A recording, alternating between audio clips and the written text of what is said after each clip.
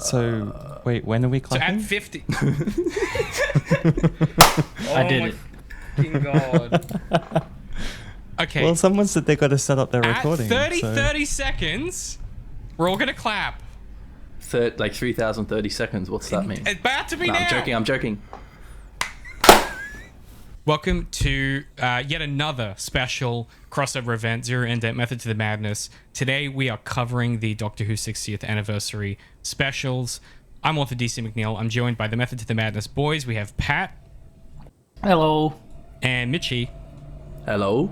And special guest Alex, Hello. whom I know from my life. I should clarify. Unless you secretly have like a media outlet that we don't know about. Not that I'm aware of. Oh, cryptic. So I even like it. he's not aware of it. Could be, could not be, you know. It's up in the air. Today we are talking about the 60th anniversary episodes, not the Christmas special because of Michi's decision making, which he forgot about. We're going to do it the usual way we do it. Before we get into it, I just want a quick, you can defend yourself on recording if you want. It's up to you. Nah, I'm good. Yeah. No. think so. I fair enough. I forgot about it. I'll accept it. You forget. Yeah. Okay, so before we get into it, I just want everyone's like quick history with the franchise. I want to start with Pat because I think it'll be the least interesting. Pat, what you got?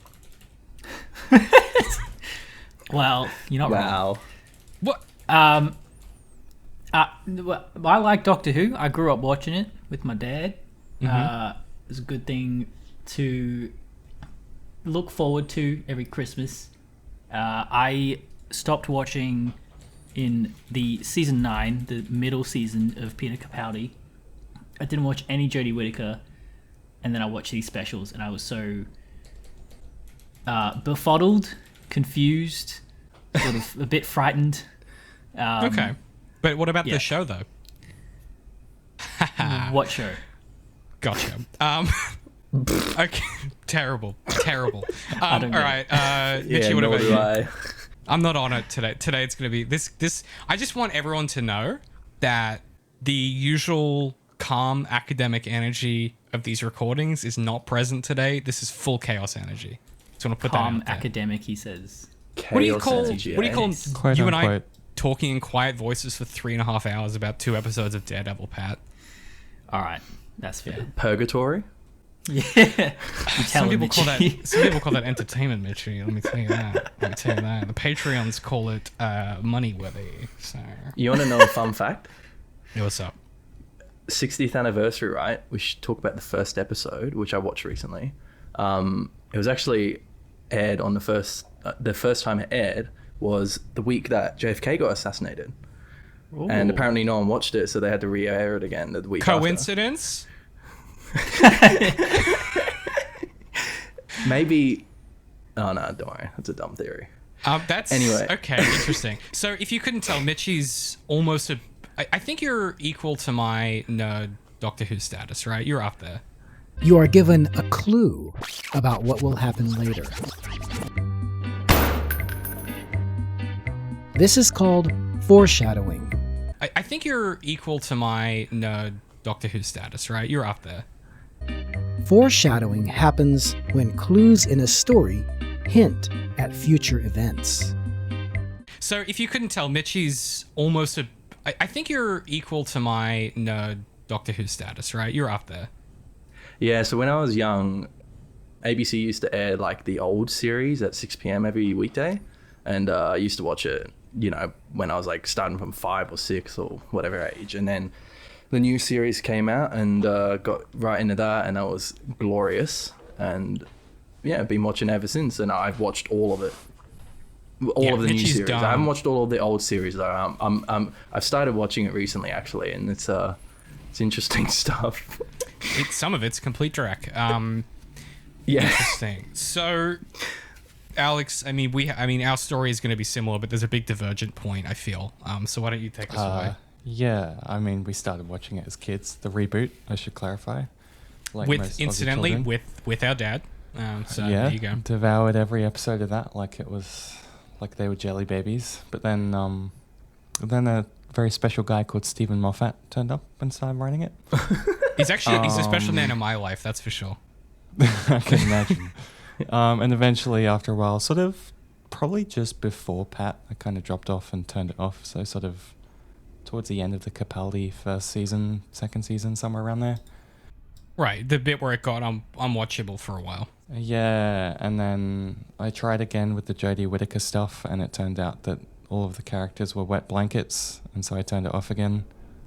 And then I heard Russell T Davies was writing it, and David roped me into the special they did right at the end before they brought him back. Here's a Wait, which one? The Power of the Doctor.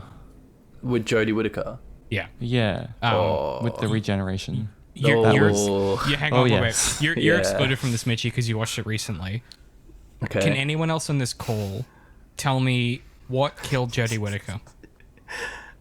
Pat, you go first. Wait, you A spear. a spear?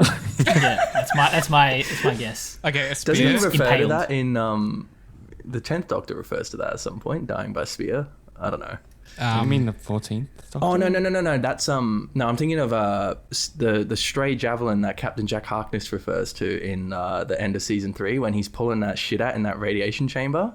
Oh yeah, Bro, that's like yeah. man, I'm a nerd. That's what I was talking about. Yeah, that's definitely what Pat meant. Alex, what you got? Honestly, it was so unmemorable, I don't remember. I got to be honest, I have no idea. You actually don't know, all three of you. No, I absorbed it, and I don't remember it because it was so trash. I have facts about this show, like in a deep way, but a lot of Jodie's seasons just are a amorphous mess on my brain. I got nothing. What killed her, Mitchie? I actually don't really specifically remember. off. There was that dumb like creature thing that happened to be like that little girl trapped on the moon thing, and then she like zapped her, right? Is that it? Something like that on that moon, and the What are moon you is like made by the talking master. about? Oh, it was Did that you it's the laser thing, master. right? Yeah, and it's got the master builds. Yeah, He has a time. The Time Yeah. Lord Cybermen build like a space station around Earth. Yeah, and then yeah, on yeah. that Earth, they're using a power source that's like a little girl or something, and she's all like some mythical creature, and then she's released, and then she kills her, right? Like zaps her. I think that's the way it goes. Oh, but yeah. Or well, no. Does she not get got from the master's machine? Nah. So it was just- from the air, or maybe I don't know. For the record, if you I don't are know. listening, no, you haven't had any illicit substances. That is just how wacky the writing was for that episode. Well, they're always pretty wacky, but yeah, that one was Chris just. Chibnall, though. Here's an impressive thing, Mitchie. Can you tell me how Eccleston regenerated into Tennant, Tennant's false regeneration, and 100%, I'll tell you that any day. and do you know I'll Matt remember that Smith's regeneration as well? Yeah, it gets old, doesn't he? He gets old, then he gets got by a. No, he just gets old. Yeah. Yeah, he just gets old, and Give then me but then he give me the thinks other he's three. going to die. Actually, then the Yeah. Time Lords give him new regenerations. Yeah. Yeah. Give me the other three. Eccleston.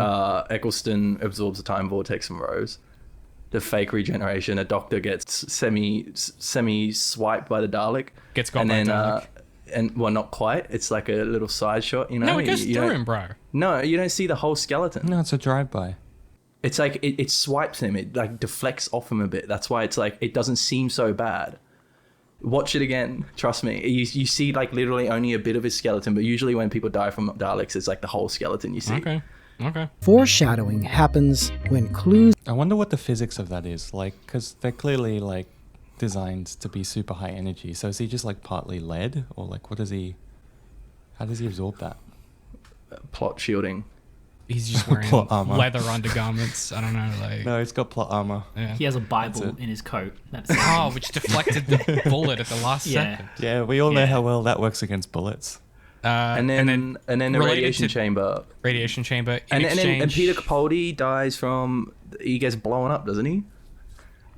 A massive Cybermen bloody missile storm, and it blows the shit out of him. You know, Mitchie, I'd love to tell you, but all I can remember is the entire episode of television after he starts regenerating.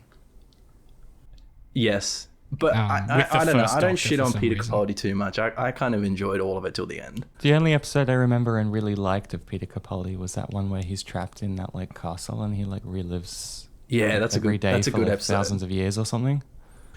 I Yeah, don't they remember hired the exact details. they hired a but, good writer for that one. Yeah. Okay, so my point is that Doctor Who has been not so good for a while. When has it started, the Jodie Whittaker? When did it start? When did Jodie Whittaker start? Yeah, because that's when it started to properly go to crap. I mean, it was going to crap under Moffat. Nah, it wasn't that bad before that, but let's admit Jodie Whittaker got significantly worse. October 2018. October 2018. Okay. Well, Actually- technically, she regenerated in 2017 in the Christmas special. Okay. David, can you run through a timeline of the writers? Because that's Yeah. something I'd like to know. So, well, I can give you showrunners. I can't give you writers' rooms because that's too much detail. I can give you showrunners. Yeah, the showrunners. Russell T Davies is from the reboot through till the end of season 4. So that's Eccleston, 2 seasons of Tennant. 3 seasons of Tennant. Plus the run of specials. The end of time, I believe, is what those are called. Yeah. Part 1 and 2. He regenerates into Matt Smith, and Matt Smith's regeneration is when Stephen William Moffat takes over. Again, a man very important to my life and career. Bro, what's his birthday? What's his Where's birth- he born? He's born in Scotland, and specifically he's born from the wrong side of Glasgow. And Stephen Moffat, what you can know about him is he's a complicated guy, and I'm obsessed with him. And he's bad at his job, and people keep giving him money to work on British classics for some reason. And he ran the show. Just hang on. Weirdly, specifically, like British iconography. Like Time Traveler's Wife, Doctor Who, Jekyll and Hyde, Sherlock Holmes. Sherlock Holmes, for example. For the audio listener, I just thrust I a watched a copy of my miniseries book, by so- him recently. Was that Dracula? Oh no, that was the Nah. with David Tennant. Yeah, whatever that was called. It was okay. The one about the religious thing. The priest. He's a vicar. David Tennant's a vicar. He's a vicar, but his son's a pedophile. It's a lot. Well, not actually, but yeah. But not actually. Well, but maybe it's. Anyway, Long the point. story. Moffat runs the show for Matt Smith and Peter Capaldi, and as Peter Capaldi exits and Jodie Whittaker regenerates, Chris Chibnall of Torchwood fame takes over. Of sexy cyberwoman fame. And hell also yeah. the second episode with the sex alien that feeds off people's orgasms yes. and That's a and good kills them episode. and turns them into piles of ash. That's a good episode about sexuality, and then the sexy cyberwoman does happen, and she gets ate by a pterodactyl because they put barbecue and mustard on her. So, No, that's not what kills her. they Shoot her at the end. and then the pterodactyl comes and gets her. No, the pterodactyl maims her. Then she bro, goes downstairs Michi- in the basement. Bro, you cannot. Like, I'm just glad I've got like an outlet for this useless This is knowledge. insane. I can't believe you know more. Hold than on. I do. They do that whole like all 4 of them line up with pistols and they shoot the crap out of her right at the end. It's like very final. I don't think that's. We can't. We have to I'll bet talk you- about these I'll bet you on specials. You guys Michi- had this exact argument like at another podcast. I know we swear. did. I know we did. I know we did. I remember this. And listen. We got to talk about these specials, Michi. Let's save it for our Doctor Who podcast that will inevitably happen to us. All right. In the same way that me and Pat will inevitably accidentally commit to an Assassin's Creed show, we will inevitably commit to a Doctor Who show, and I'm not happy about it. Neither are you. Or But it's going to Torchwood. happen. Well, I mean, that's I would like to technically pay the homage same. to how It's the same universe. how much I love so- Torchwood. I mean, we'd obviously Even though have to it's cover got its problems, Torchwood. but yeah, it's We'd great. have to cover Torchwood to cover Doctor Who. So it's I like, did really like Children of Earth, for the record. Oh, that's so good. I like That's the some hectic it's, shit. it's creepy, man. Okay, it let's is. talk. Hey, let's talk about the thing we're here to talk about, which is the 60th anniversary. Okay, so y'all probably don't know about Flux, which I think is interesting. Michi, you watched those before. Okay, we're using the Discord soundboard, huh? Michi, you I have that turned off, so. did you can turn that shit off? Yeah. Damn. Nah, why'd you tell him? Fucking granddad over here. Michi, you at least had consumed Flux before these episodes, right? Consume Flux. The last season of the show. Yeah. Before Like I said, I've seen it all. I put Okay. myself through it. Wait, He's seen it all. what man. is Flux? Yes. Oh, you don't remember is that? Oh no, you haven't seen it. Flux is a Chibnall style season of Doctor Who where it's all entirely serialized episodes, much like the Children of Earth or the other one, the Undying one.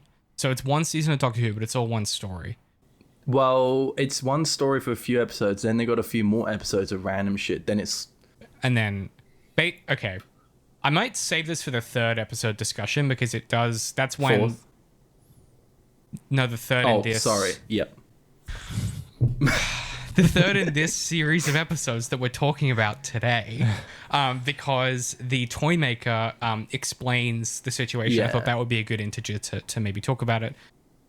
So to start with, we're going to talk about Star Beast, which was written by Russell T Davies, based on a comic book story by Pat Mills and Dave Gibbons. Pat Mills of Judge Dredd fame and Dave Gibbons of Watchmen fame and every DC Marvel comic in the early 90s, the late 90s, early 2000s.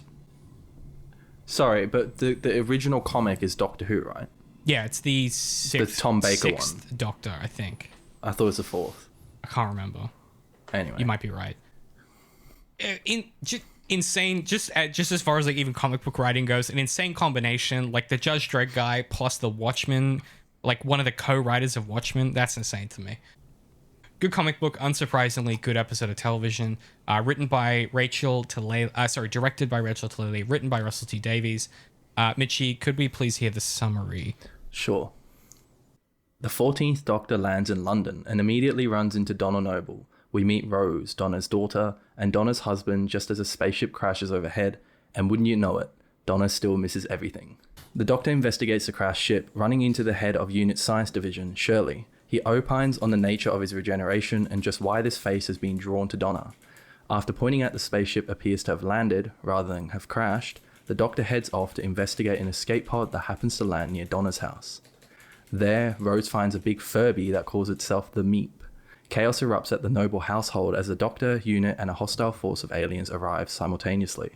The Doctor, the Nobles, and the Meep flee, learning that the Meep is the last of its kind with 2 hearts, just like the Doctor. Safe from the melee, the Doctor pieces together the truth. The Meep comes from a race of creatures that went sun-mad, bent on conquest and bloodshed. To this end, we learn that the spaceship uses a dagger drive that would destroy London, killing something like 5 million people. Aboard the spaceship, the Doctor and Donna are sealed in as the dagger drive fires up, and across London, the Stranger Things Cracked Earth VFX pack begins to spread. Sealed in and running out of time, the Doctor is forced to reactivate Donna's memory, dooming her, but together they stop the dagger drive. As Donna collapses, Rose reveals the truth. Part of the meta-crisis was passed down to her, allowing them both to survive the awakening. Rose explains the power of living your truth, of not being trapped in a single identity, and together she and Donna let go of the Time Lord energy. London safe, the Doctor and Donna plan to visit Wilf, but predictably Donna spills coffee on the console and the TARDIS dematerializes toward unknown potentialities. One thing that's worth noting is me and Alex watch these together, so he already knows a lot of my thoughts on these, but I suppose I had a bunch of stuff I wanted to talk about. As far as coming back into it, I'm interested, Pat, this is your first dip in for a minute, right? You've been out of the pool for a while. You got your swimmers on. You're ready to dive in. How did this hit you? Mm-hmm. What was the temperature? Sorry, how long's it been, Pat? What's the last thing you've seen? Season 9, so the middle of the Capaldi season. Okay. So I jumped in the pool when it was English BBC goodness, and I got out and there was a giant mouse there. And you said, give me one of the 3 me. companies. Give me one of the 3 companies, man. And it was jarring as hell, let me tell you. Just the production quality? Yeah, going from scrappy, kind of bit esoteric Doctor Who to Disneyified high production values. It's uncanny. It was really uncanny. And they were trying to capture the same spirit. And I think that's why it was uncanny. It was To be fair, the style of the Whittaker seasons are a little bit like that too. It's similar, right. Yeah. Yeah, that's what I've heard. It was such whiplash. And it's similar to every other show that goes on too long, where it just tries to recapture the old magic. And yeah, it just goes into that uncanny valley section. So yeah, I got over it by the second episode, but this first episode I just could not get over that.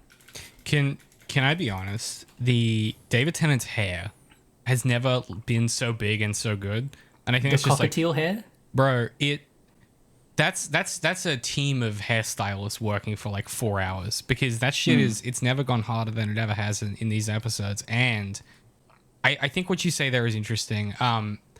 For me, I think the work of these three episodes, and I said this as much to Alex, is their job is to transition from the state the show was in into whatever Davies is going to do with it. And I think what surprised me the most is it doesn't shy away from acknowledging all of the stuff that happened under his occupation of Doctor Who, while also just like letting stuff have happened off screen. One of the things, Alex, you called out when we watched it is like a ton of stuff happened off screen that we didn't hear about or need to like acknowledge. Do you want to talk about that a little bit? Well, I don't exactly remember the specifics, but I remember what I took away is that, like, typically, Stephen Moffat in particular feels the need to explain everything and spell it out to you, and, like, how smart he is as a writer is, like, very apparent. Whereas the character traits and writing of Russell T Davies is so much stronger that he just lets stuff happen off screen and you figure it out. That's the really satisfying part of his original writing, was that like he knows what makes good writing, and that's like figuring out what's going on. And I made a list. As far as specifics, I haven't watched it for like 4 weeks. I made a list for you from the third time I watched it. Cool. So the stuff that happens off screen is the sonic screwdriver becomes a whole different tool. It can do force. See, I just assumed that happened during JD. It can do force fields now. Oh, Yeah, that's right. Yeah. That shit's new. That shit's new. Yeah, that was cool. And that will go away by the time the new Doctor premieres, which I think is just sick. Anyway, I just think the idea of like doing that and then being like, nah, that's dumb, and leave it. That's great. Unit has all fully changed. Bruh, they're like spaceship troopers now. Yeah, that was crazy. So they're shield. I don't know, eh? And obviously It's literally the same building for what it's worth. Yeah. Is it It's literally? the Avengers? Wait, literally? It's the same building model. Yeah, that's goofy. I'm I pretty like sure. that. Yeah, As in Avengers? yeah, as in the Stark building. Yeah. They bought that asset from. They had I'm that pretty one sure in it's the house. same asset. Yeah, and then they went. ILM was next door, and they just went ILM next was door like, with yeah. the thumb drive. They said, while you're at it, can you chuck in the Stranger Things pack, bro? Like, we need that. Also, each one's like DLC, so there's like Stranger Things, there's like Avengers. There's Yeah. like, you're right. Like, Yeah, they're trying to see next season of Doctor Who. You're going to see some Succession VFX happening. so anyway, things off screen. What happened? So things off screen. So you guys didn't, or maybe you did. I don't know who I sent this to. You guys didn't watch the Red Nose special where the Doctor invents the Dalek plunger. Nah, I watched it. Like I said, I've watched everything. Yeah, I must have sent. You're as bad as I am. Little stuff. But you sent it.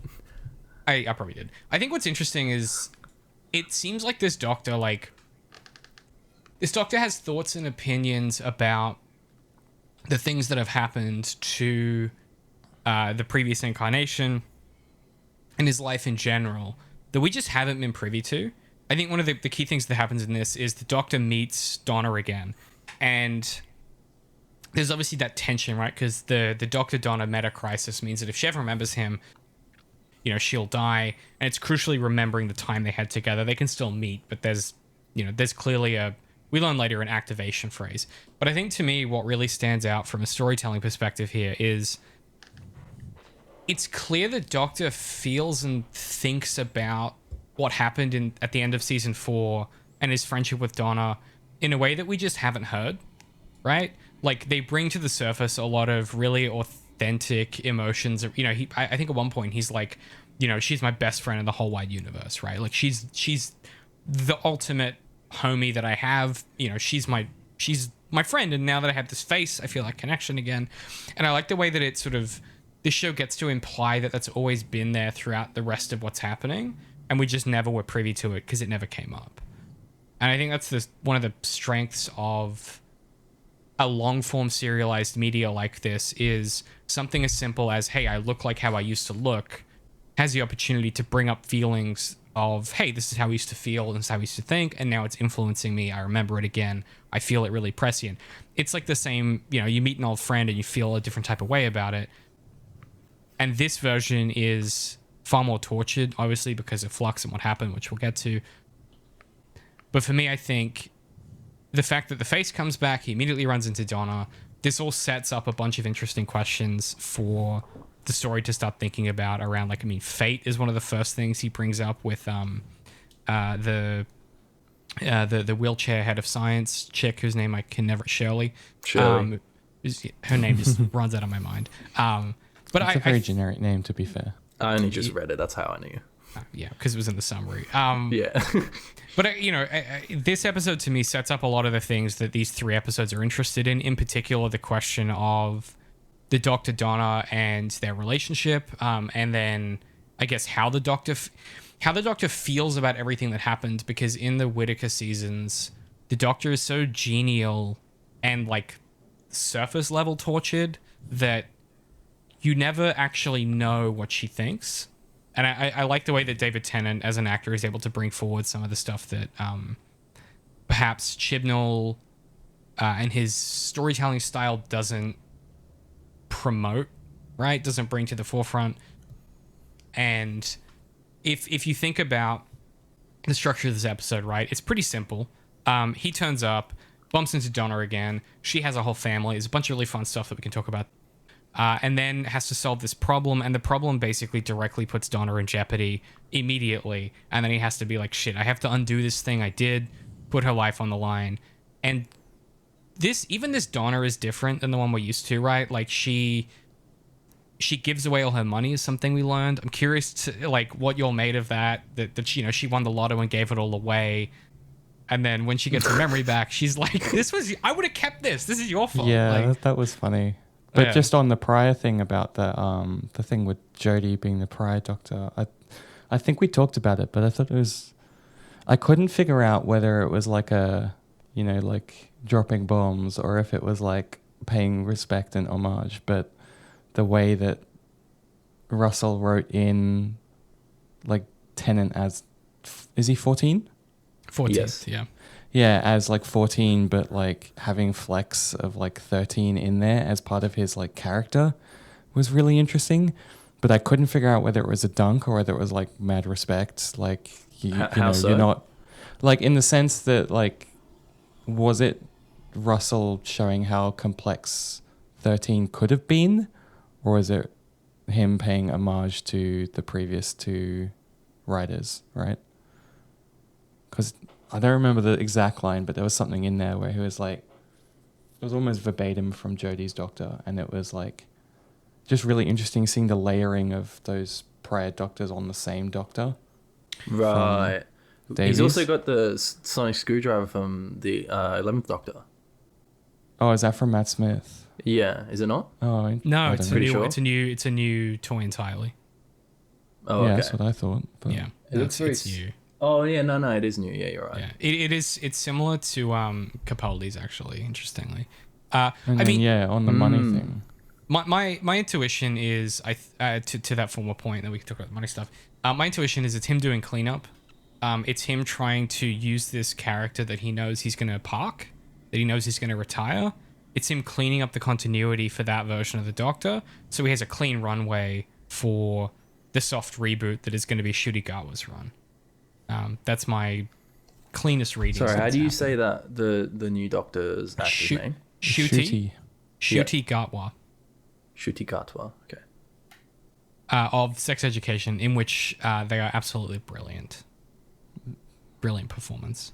Especially that most recent season. I think they absolutely steal every scene they're in. Yeah, sorry. We don't need to talk about the writing, though. I have... Yeah. Continue. Let's not. Okay, so, yeah, I mean...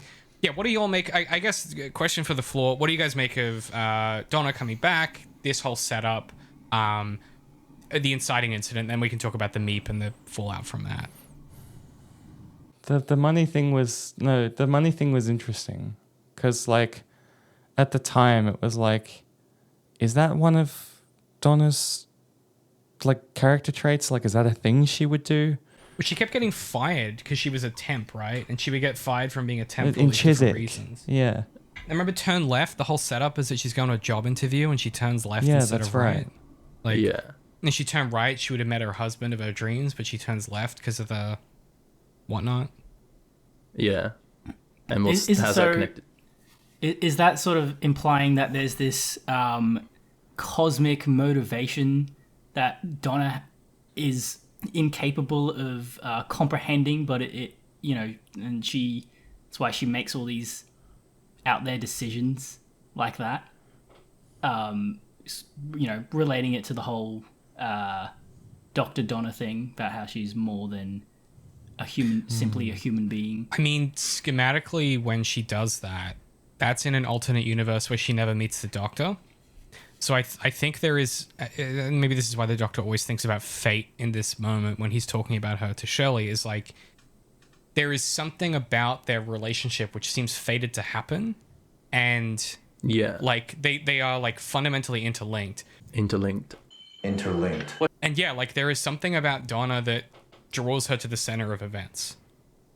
Yeah, her cosmic string is bolder than the rest. It seems, But But that's because of the Yeah. Dr. Donna meta Right. crisis, right? Like because But like she specifically on the money thing though, Yeah, it like doesn't they explain played that. up. They played up, especially in that third series of the 2005 reboot, of how like just absolutely miserable her data entry job was, right? Like, or office worker or whatever her position was. Like, Yeah, she's like a surely very that- poor. yeah, that lower surely class would English frame her family for kind being of like, okay, I've won the lottery, time to spend it, right? Like, what's the oh well, so Well, that's It's meant to be the right? virtue of the Doctor coming through or something subconsciously like that, sh- right? as like a buried but, like, memory or something, like something just- like that, but it's yeah. like, what? How much money was it again? It was like It was like a 30 million crap pounds load. or Yeah, like Nuts. it's a shitload of money, And they paid yeah. off the house with it. That's what they said. the fact that it is so much money is like, it's such a like flippant and like just absolute disregard for any sort of like consequence or potential like prudency that the Doctor would absolutely have. Yeah, like for the Yeah, global so- audience, it's like if you won 45 million US dollars, right? Like that's a lot of money. yeah. And why would you pay off your house? That's presumably a few $100,000. Why would you not keep at least a bit of it if you're going to donate most of it? Like, because in the episode they're struggling, right? That's the whole point. And then That's they're always right, like, yeah. oh, why And why they're didn't she struggling, keep the money? And it's like, yeah, and the she point could've is kept a few mil. specifically they're struggling because she didn't keep some of the money even Yeah. after paying off the house. But Yeah. but that's what haunts her, right? Like that's the tragedy of Donna Noble, right? Is she has this. For a split second, I thought you were going to say Macbeth, but continue. That's the tragedy of the Scottish play. Yeah, the tragedy of her character as presented is like there is something in her that is unresolvable that keeps that she can't identify, put a finger on, that keeps happening seemingly to her by decisions she's making, right? She's not in control of those decisions to give that money away.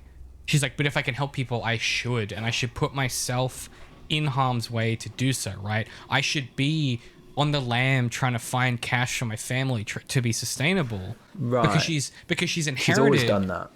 Well, no, but not to this extent. As the Doctor's companion, she's always kind of been sacrificial. But before she meets the Doctor, she kind of seems a little bit more selfish. So I suppose it's it's her. It's not really the Doctor's virtue, perhaps, but maybe it's just herself and her memories with the Doctor. that came through. But hold on, but except that after the meta crisis, that all lies dormant. And if these 3 episodes are exploring the Doctor's trauma of having put themselves in the firing line to save people so many times, surely the suggestion at just a thematic level is that Donna has inherited that instinct that we see manifest in the 14th so clearly, which is like, this catches up to you eventually. Like doing this has consequences. You can't be so selfless and put yourself in harm's way and keep running from it for so long without consequence. And Donna has lived through the consequence of that learns retrospectively, oh, that's because you were living rent-free in my head. And then she's able to come to the doctor and say, hey, I see your trauma because I've lived through I've lived through going on without resolving that trauma, right? She lived through the suppression of that and the impact it had in her life. And that's why she's able to go to him and be like, hey, you need to stop. Like, this isn't healthy. That's how I read the way that they position that in the story. So she needs to stop exactly what? Well, she needs to stop trying to help everybody. You can't, So- as Shudigawa says in the third episode, right? Like, you can't save everyone, and that's okay. You need to accept that. It's like the most scaled down, benign metaphor of the Doctor's sort of like character's journey. Yeah. Yeah. Yeah, that like is taking at control the of your same own time. destiny, right? That is hilarious and makes sense and very sort of Almost like the tragedy of Macbeth. What, I don't know, it didn't convince me. to murder your king, or Maybe not that. Oh, I Thinking listen, fate versus free will. That's Michi, I'm just pitching pasta at the wall, man. If it sticks, it sticks. That ain't, that's how it works. I mean, should we talk, the meep? Should we talk about the meep? the meat. yeah. a friendly little guy. I think that was like the best bit of the episode. I like the meme. Yeah. Yeah, the Did- twist especially caught me off guard. I kind of like that. The twist was good. We Yeah. called that as we watched it, didn't we? We were like, this motherfucker is either going to be icing people or he's going to be the chillest dude on the planet. Wow, you just- can't just call both sides of the coin and then just claim it. You just said basically both possible outcomes. Yeah, he did, yeah. Call Michi, that He Michi. did just do Michi, that. Yeah. a big part of Media Crit is hedging your bets. Does Alex, do you want to explain the meep and the twist? Yeah, the Meep is like an alien that like crash lands on Earth, and part of the shtick is that Donna, having the Dr. Donna sort of hidden away in a locked memory, goes back to her old self and just doesn't notice the whole time that the event is happening. And then she's completely befuddled when everyone is like super confused and there's this alien ship that's crash landed.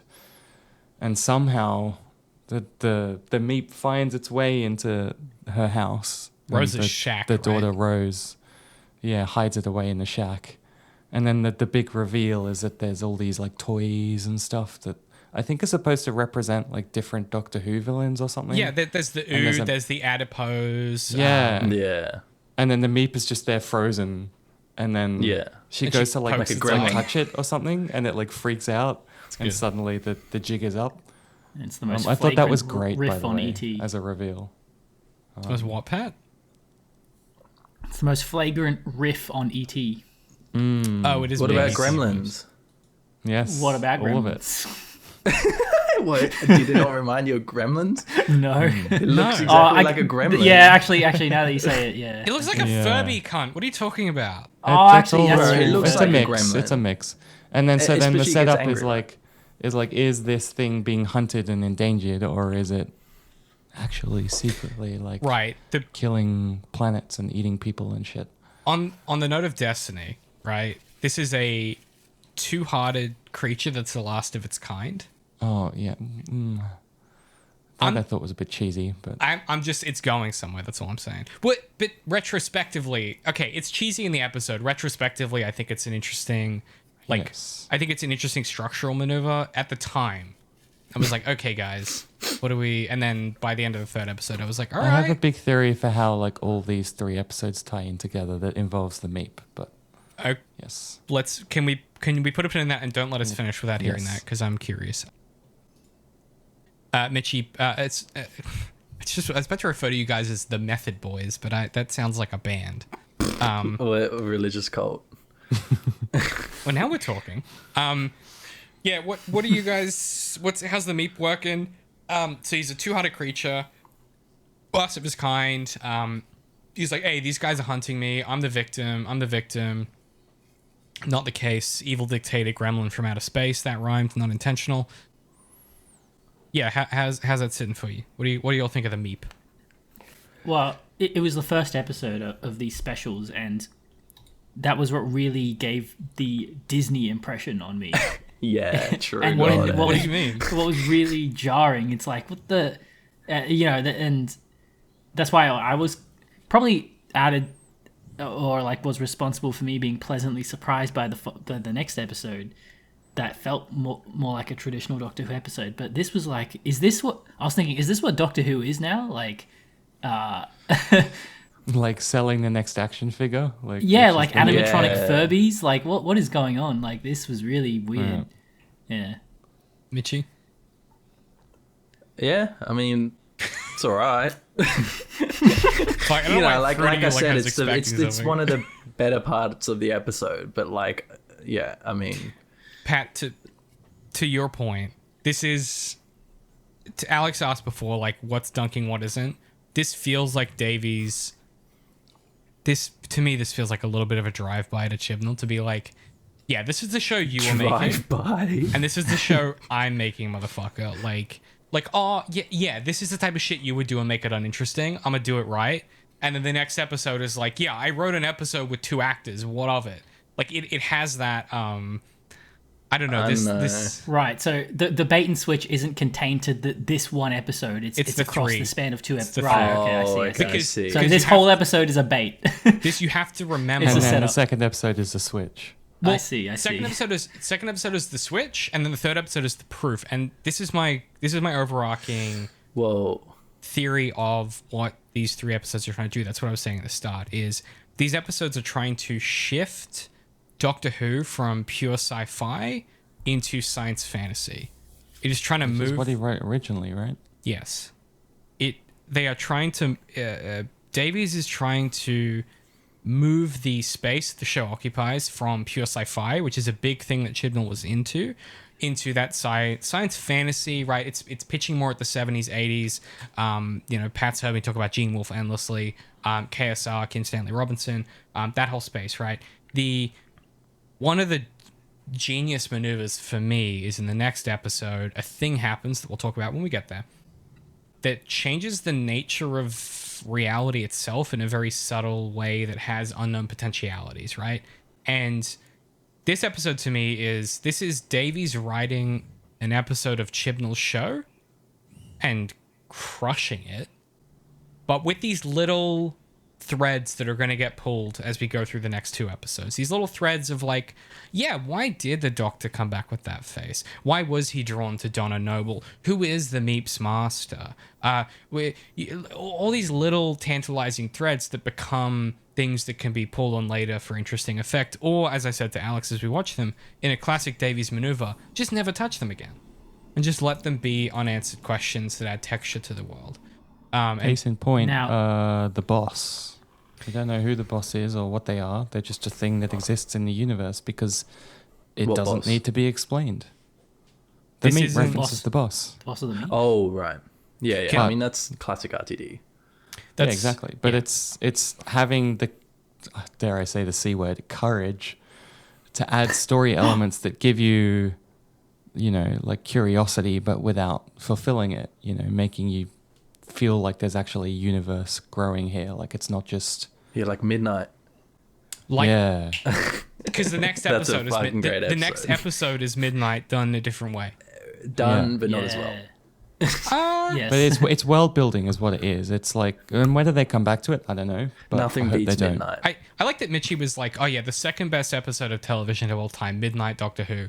This one didn't. Wait, did live I up say to its that? standard. No, I'm just saying, like it's Specifically, I just think Putting like words in your it's mouth, like Michi. Blink Midnight or like top 2, and then you're like, oh yeah, this next episode didn't hit the ultimate peak of storytelling that was Midnight by Stephen William Moffat. So it's like, it's just like an unfair standard. I love, just as a side say note, I his love middle the name. fact you need to say his full name. Yeah, it makes me laugh every time. Now, David, when you said this episode was crushing it, did you mean because of this drive-by element, or were you more referring to the potential intriguing elements that Alex was talking about? The latter. I think for me, Okay. this is doing it. If we continue my suggestion, which is like this is moving in the same space as the kind of like the 80s sci-fi movement, right, into that science fantasy kick. I think that's what excites me the most. And if you've watched the Christmas special, Like, I cold shotted that from the end of the second episode. I was like, oh, the show, he's changing the show.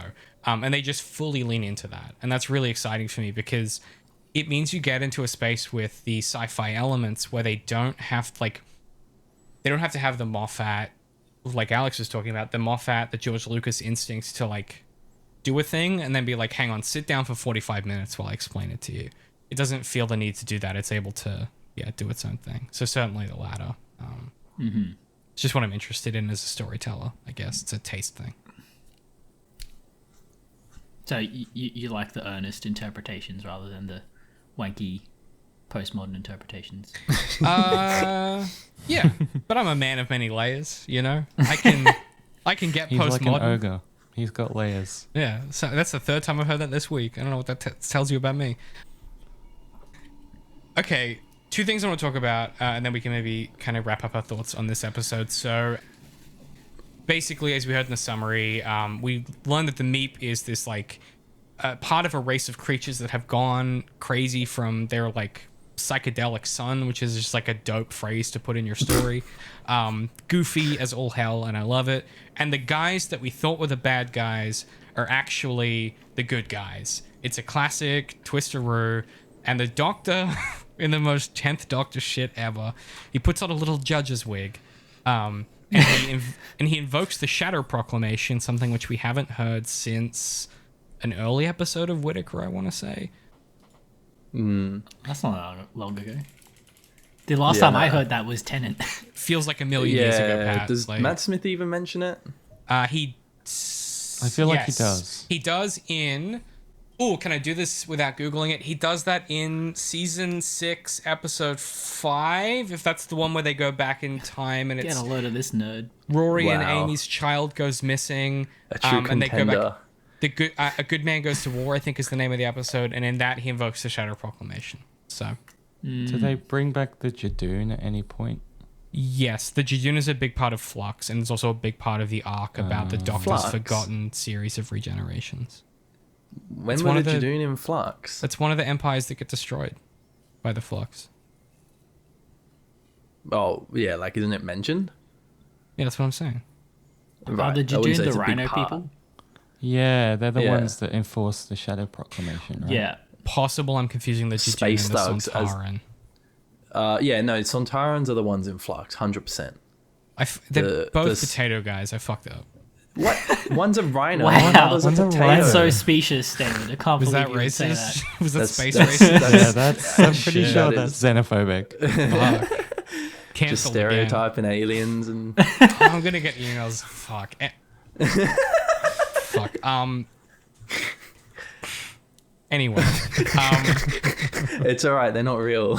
It's okay. Yeah, it's fine. It's fine. that we know of. Yeah, shit, maybe okay. they are, and I'm the one being incorrect. So the Doctor's like, hey, like, we need to sort this shit out. I'm voting the Shadow Proclamation. Which I also, again, thinking about what these 3 episodes do to shift the genre of the show, I think that's noteworthy because it's this set of rigid rules that dictate the ways in which the universe is supposed to function based on this group of, like, intergalactic police. He invokes it in this episode. In the next episode, he's going to invoke something different entirely, right? It's beyond the reach and the assistance of such forces. And, like, to me, that is... If you take these 3 episodes as a whole, I think it's, like, honestly a brilliant juxtaposition of him being like, here is a set of laws under which I can position myself as a judge. And then the next 2 episodes, literally all of those tools are completely useless. It's a really nice, simple juxtaposition for me from a structural perspective. It's cool. But also, he wears a Suppose. funny wig. So, that's good too.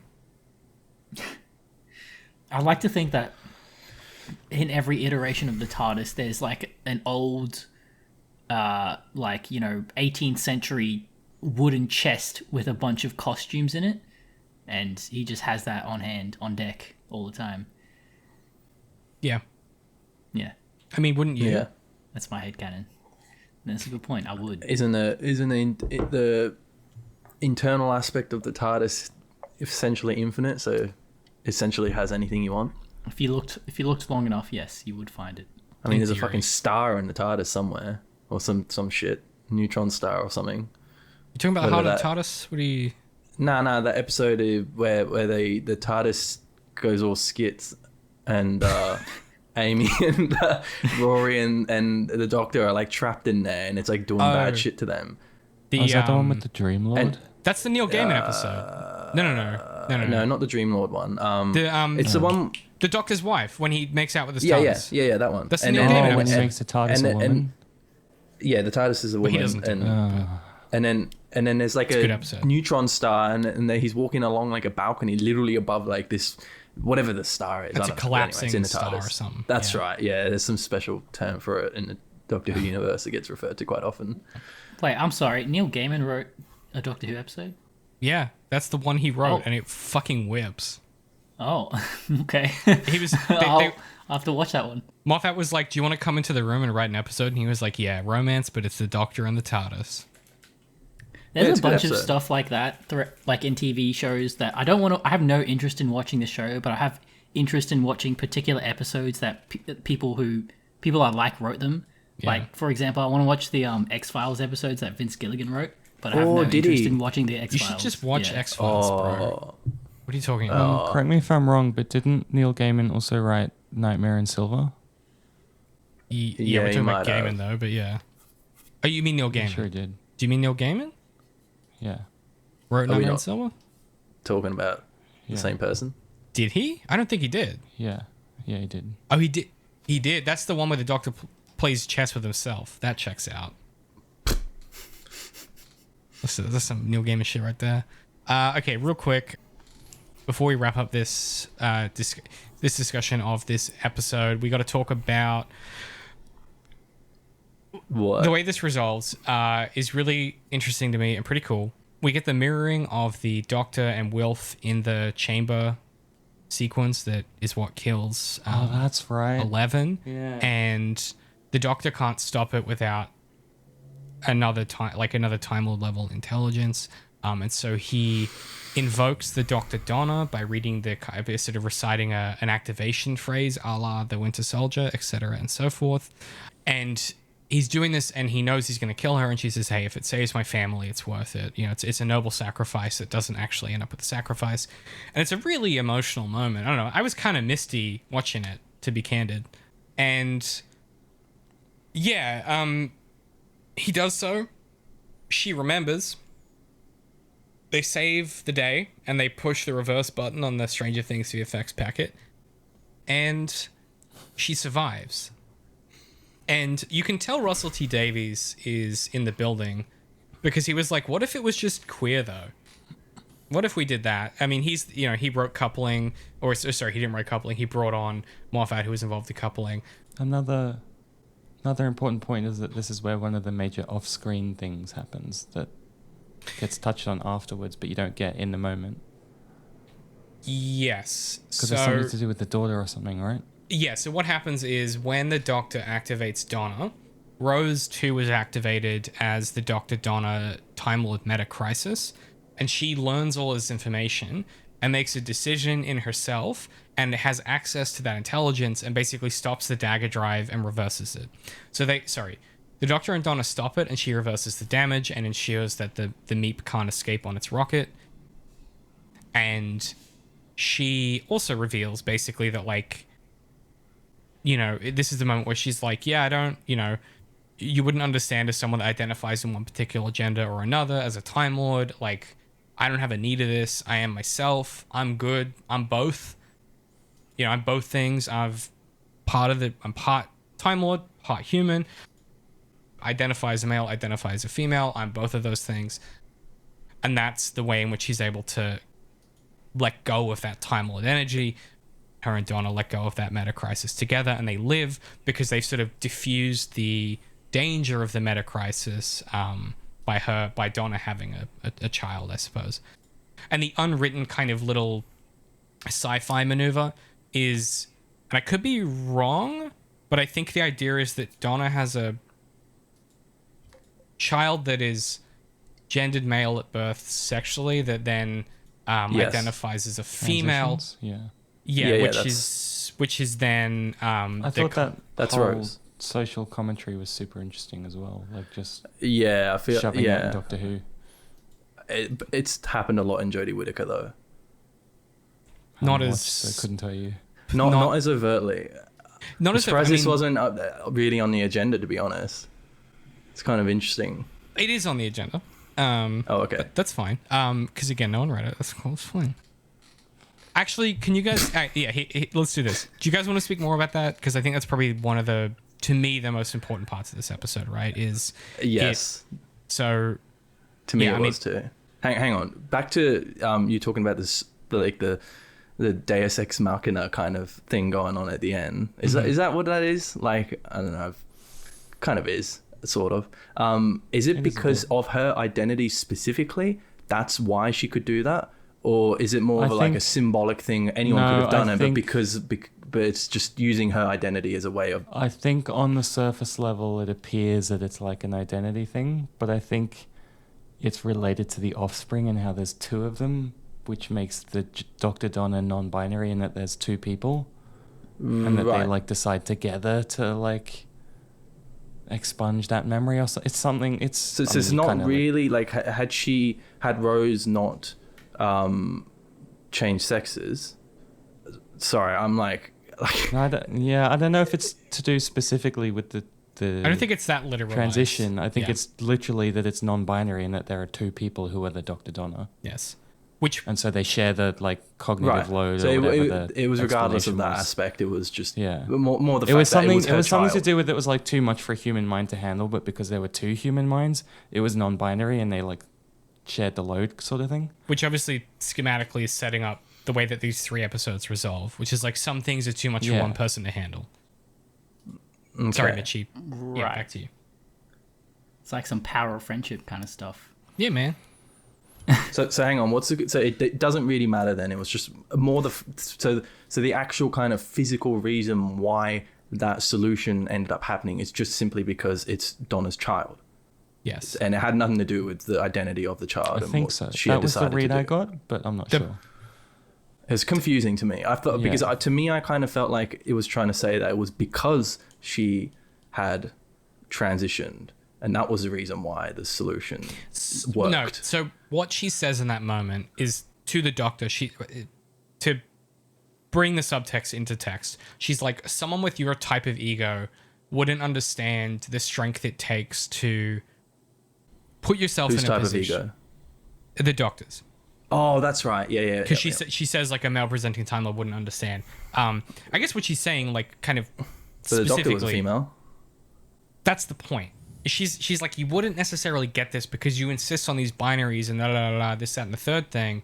It takes a strong person to accept who they are and have this vulnerability, because she's not talking about the doctor's gender necessarily, or the show's not talking about the doctor's gender. The show is talking about the trauma and the war wounds that the doctor carries with them, right? Like, Right.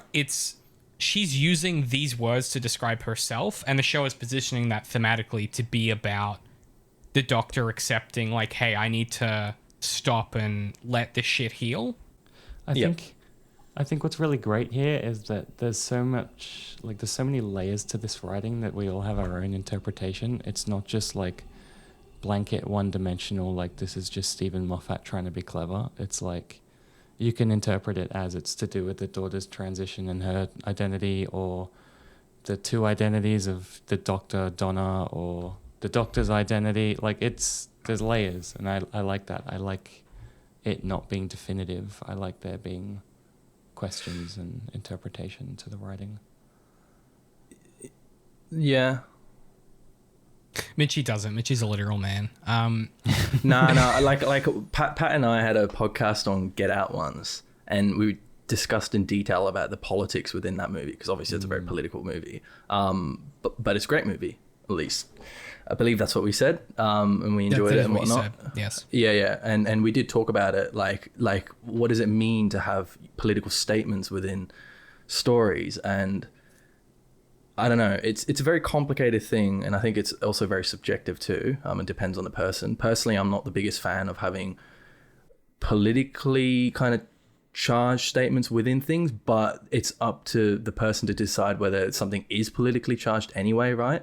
And I kind of did take this episode as kind of following in the footsteps of what Jodie Whittaker's seasons did, which were quite overly political as well. A throwback to one of the episodes with Nikola Tesla or some shit in one of the earlier Jodie Whittaker seasons. No, not Nikola Tesla. That one where they end up on a planet and then there's all these weird creatures and it turns out it's Earth and all the weird creatures are humans because of climate change. And then at the end of the episode, and I mentioned this in the Get Out podcast to Pat, she literally looks at the camera and then tells you like, this is what's going to happen to the Earth if you don't deal with it now. And it's just Seriously? like, all right, I get it. Like, yeah, carbon emissions and whatnot, we need to deal with this stuff. But it's just like that's it. You can't. One of these articles I wrote on our website, I was kind of talking about like what it means to have what the point of film is, and I came up with like a 3-tier kind of thing, and the point of film is to teach, to evoke, and to entertain. But there's like kind of there's a hierarchy to it, and I believe that the entertainment aspect is utmost, because without that you're not going to teach or evoke anything, right? Because at the end of the day, the reason why you're watching a film or TV show is because you want something to do. It's entertainment.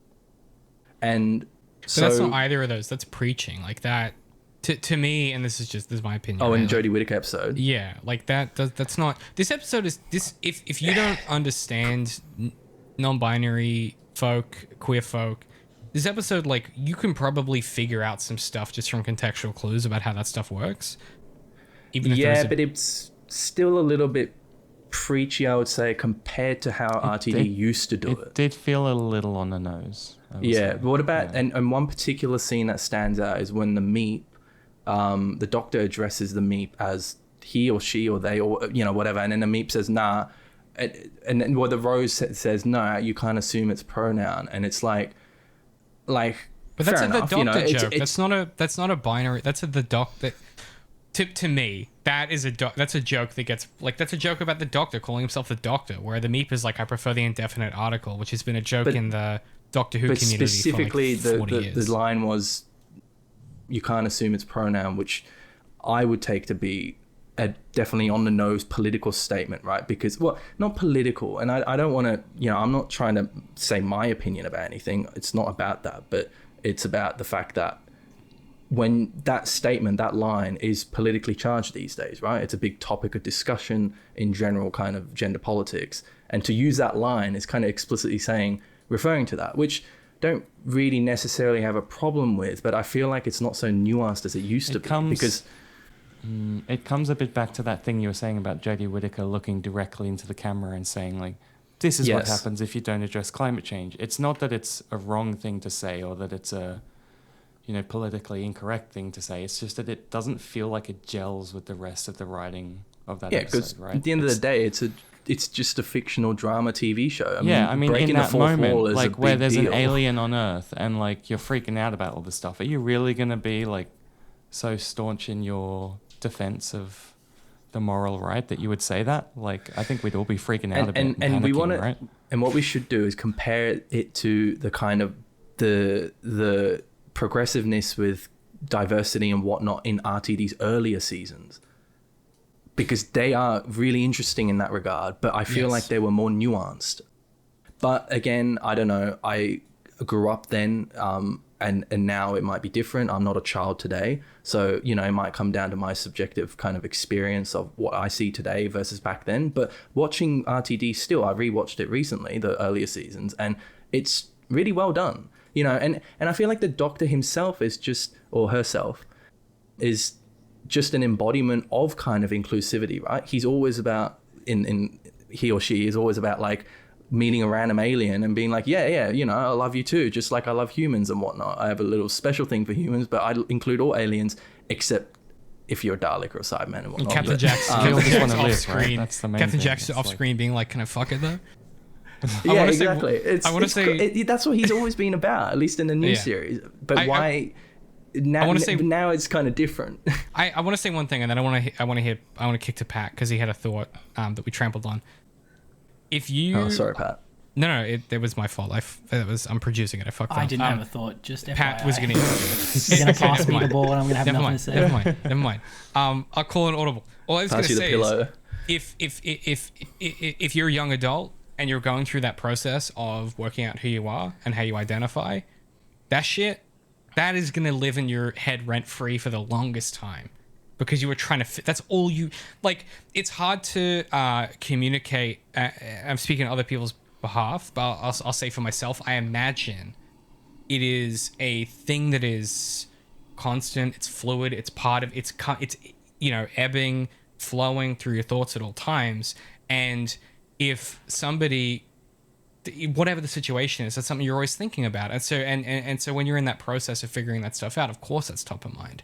Of course that's top of mind. We just saw earlier in the episode her get misgendered by kids from her school. She's thinking about this stuff. It just happened. Of course she feel that sense of injustice. Of course that's there.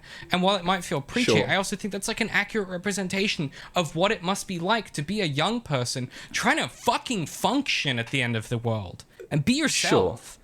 And like, and yes, like I agree, but it also is just nice to fucking see in something this popular that 8.9 million fucking British people watched. It's nice that they know what the word bi means. It's nice that they know that people can identify different ways. To me, preachy as that is, all art is political. It's inescapable. To me, like I think just like could have been done a little more subtle. I agree, but also sometimes you have to like bonk them on the head with it and be like, hey, these people exist. Right. Especially in a post-Brexit England. I don't know. The only problem I have with that is that if you go subtle with your politics, you're automatically more inclusive, because you're not specifically targeting a specific group within diversity politics, right? But within this, they've chosen a very specific group within diversity politics. Art isn't for everyone. Yeah, but to me, I find it kind of not so inclusive. I mean, if you generalize and use a metaphor to transfer these political ideas, right, which with nuance, which Doctor Who has always done. I'm trying to think of examples, but there's plenty of examples, I'm sure, in all the seasons, really, where aliens are considered non-inclusive. I mean, the whole point of that, like, we find aliens to be alien-like and we find them scary, and the Doctor just normalizes Isn't it the all. whole point of the Cybermen is that you'll be assimilated, right? It's like there is no alien species, there is only Cybermen. Cybermen are Russia, and then Daleks are Here we Nazis. It's not. No, it's literally what. That's the just schematically That- time. That's what it's meant to be sort of based off, right? But it's that whole thing. my It's point- like there is no like diversity like for that species. It is just consume and assimilate. Yeah, Like, and the they're the commentary is enemies there, it's of just the not- show. Yeah. But again, that's not so overt. It's like, you know, you don't like, if you wouldn't really think that the Daleks are Nazis unless you really thought about it, right? Otherwise, if you're a kid watching it, they're just Daleks that want to kill everything. And you know, my point is that there is nuance to it, and I feel like nuance can be a safer way, perhaps. Maybe you're right, David, in the sense that this is like going to change a lot more than having it nuanced. But I feel like if you don't nuance it, it'll kind of turn people away, potentially, you know. And I can't comment on how the show is going to go, but we'll see in the future. But to me, that was half the problem with Whittaker. It had bad writing, the characters were shallow and all that, but I also didn't really like the fact that it was trying to kind of politically jam stuff down my throat all the time. I don't want to watch Doctor Who, so I'm told that I need to, you know, not burn fuel or something like that. I just want to watch Doctor Who and entertain myself, right? And the political stuff should kind of come subliminally, feel like. It should be tertiary. Yeah. No, look, I agree. You know what? They should give you the rope to pull on, and then Yes, you find the conclusion yourself. And I feel like that's not RTD, and I feel like this is just all kind of maybe Disney kind of rubbing off onto the show. I can't imagine that's true. This is the queerest man on the planet. He wrote Bob and Rose, bro. Like he was the first person. He was nuanced in his first seasons. Yeah, because he had to be. It was fucking. He was the show he did before true. Doctor Who was Bob and Rose, which was like the first proper depiction of queer people on television. Like, I'm getting animated because I really like Russell T Davies. This is him. He's always been this. It's just been like the era hasn't caught up to him as far as like what's acceptable, what's printable. I agree with everything you've said. I think that the maneuver that the show is making is being like, if this isn't for you, the show. But that's the problem. Let me why should I not enjoy the show because I don't like because politics? not everything is for everyone, right? Like, so let me take a step back to the Chibnall thing, because your critique there is valid, which is, I think that Chibnall's run of Doctor Who, for my personal taste and what I like about storytelling, is some of the worst stuff I've seen in a long time from this franchise. I think that the ways in which they try and use these political moments, these political ideas, is shameless and gross. The way that they try and like salvage a bad story and be like, but it was about Rosa Parks, and it's like, yeah, oh, that episode, oh my god, like, but it's a bad episode of television. Like, I think if the episode hits right and the storytelling is written to the kind of taste you're interested in, it's structured well and all that, that's the third thing. I think that stuff, like, it fits into the picture and it becomes something that you can talk about. To Alex's point, it's insane that we have this much to talk about in one episode, because you could go an entire season of Chibnall and your entire cliff notes would be bad episode, weird political message at the end. And this to me is like great episode of television.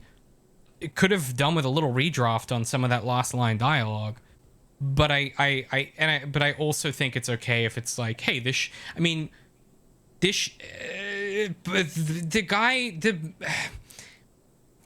they're casting young people. They're trying to refigure the way that the show is pitched to people. They're trying to re-understand what it is the show is doing. And Davies clearly is like interested in like targeting a different audience who have different interests, like, right? To put a pin in it, it feels like he's trying to get, in the sense that when they rebooted it, it was adults introducing it to the children. I think he wants it to be the children reintroducing it to the adults. That's a YouTube short right there. Holy shit! Jesus Christ! Wait, nice. Can I say two things? Yeah, One, it baffles me that someone misgendered Rose, because I legit didn't like. Yeah, I just thought she was. That's the really amazing thing, is that was so subtly written that if you weren't listening for it, you wouldn't pick up on it.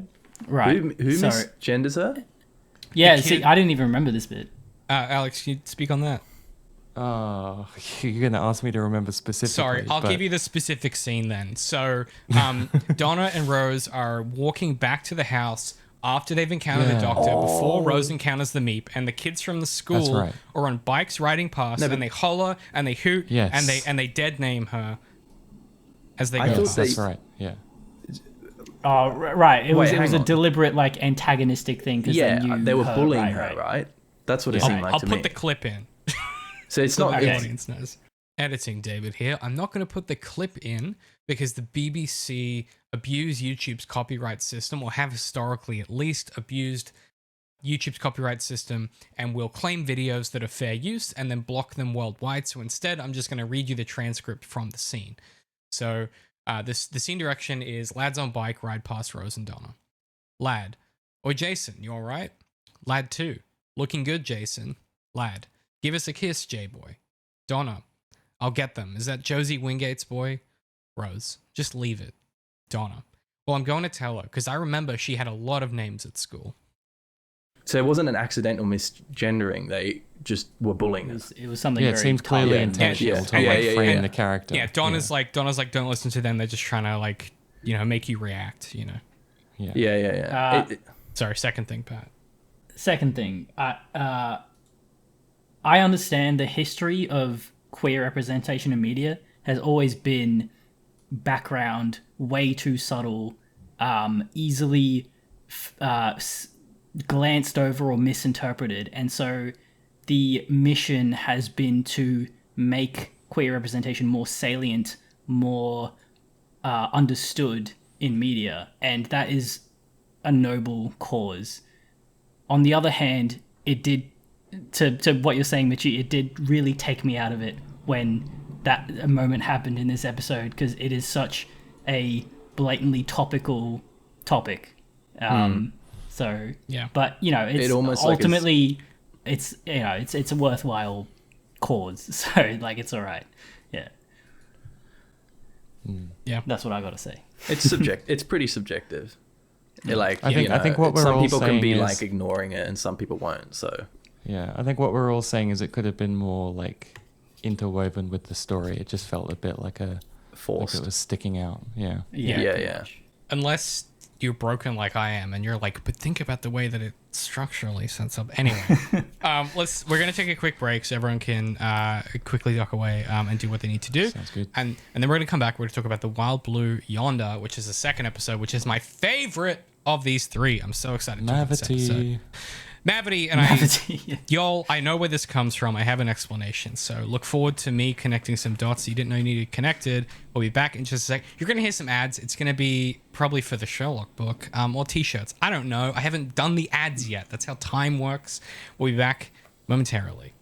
If you enjoy what we do, the best way to support us is to head to underink.press and grab a t-shirt.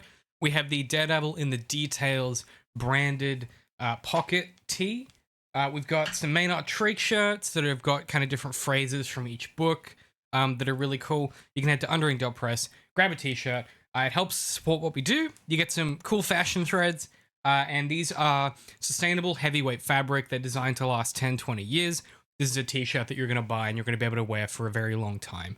You can head to underink.press to help support us. Otherwise, consider giving us a rating or a review on your podcast catcher or platform of choice. Thanks so much. Unironically, this next episode is one of my favorites of Doctor Who. This, for me, hit different. It's punching on all the dials I have. Also, that discussion that we just had was the perfect exemplar of the Pat, Michi, David relationship, where I was so far in the like feelings, arts bullshit. Michi was like on the other end of the spectrum, and Pat was like leading the healthy middle. That was just that was like an encapsulation of our fucking relationship right there. That was great. I pulled out my Doctor Who wig for that one. Yeah, there you go. Yeah, Pat was adjudicating, and then Alex was like, "What the fuck are you talking about? Just be straight with it." All right, let's do it. Is everyone situated? Beveraged up? Yep. Cool. Okay.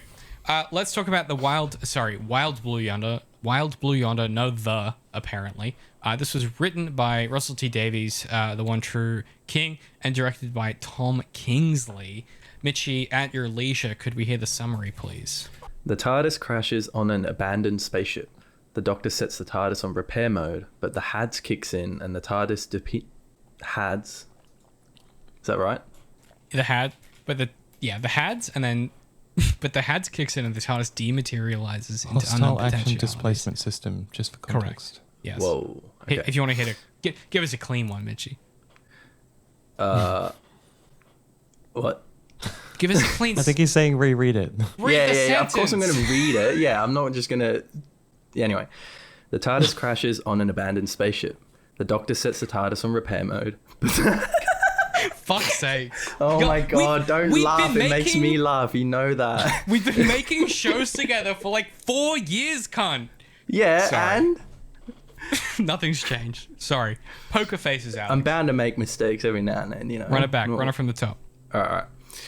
The TARDIS crashes on an abandoned spaceship. The Doctor sets the TARDIS on repair mode, but the HADS kicks in and the TARDIS dematerializes into unknown potentialities.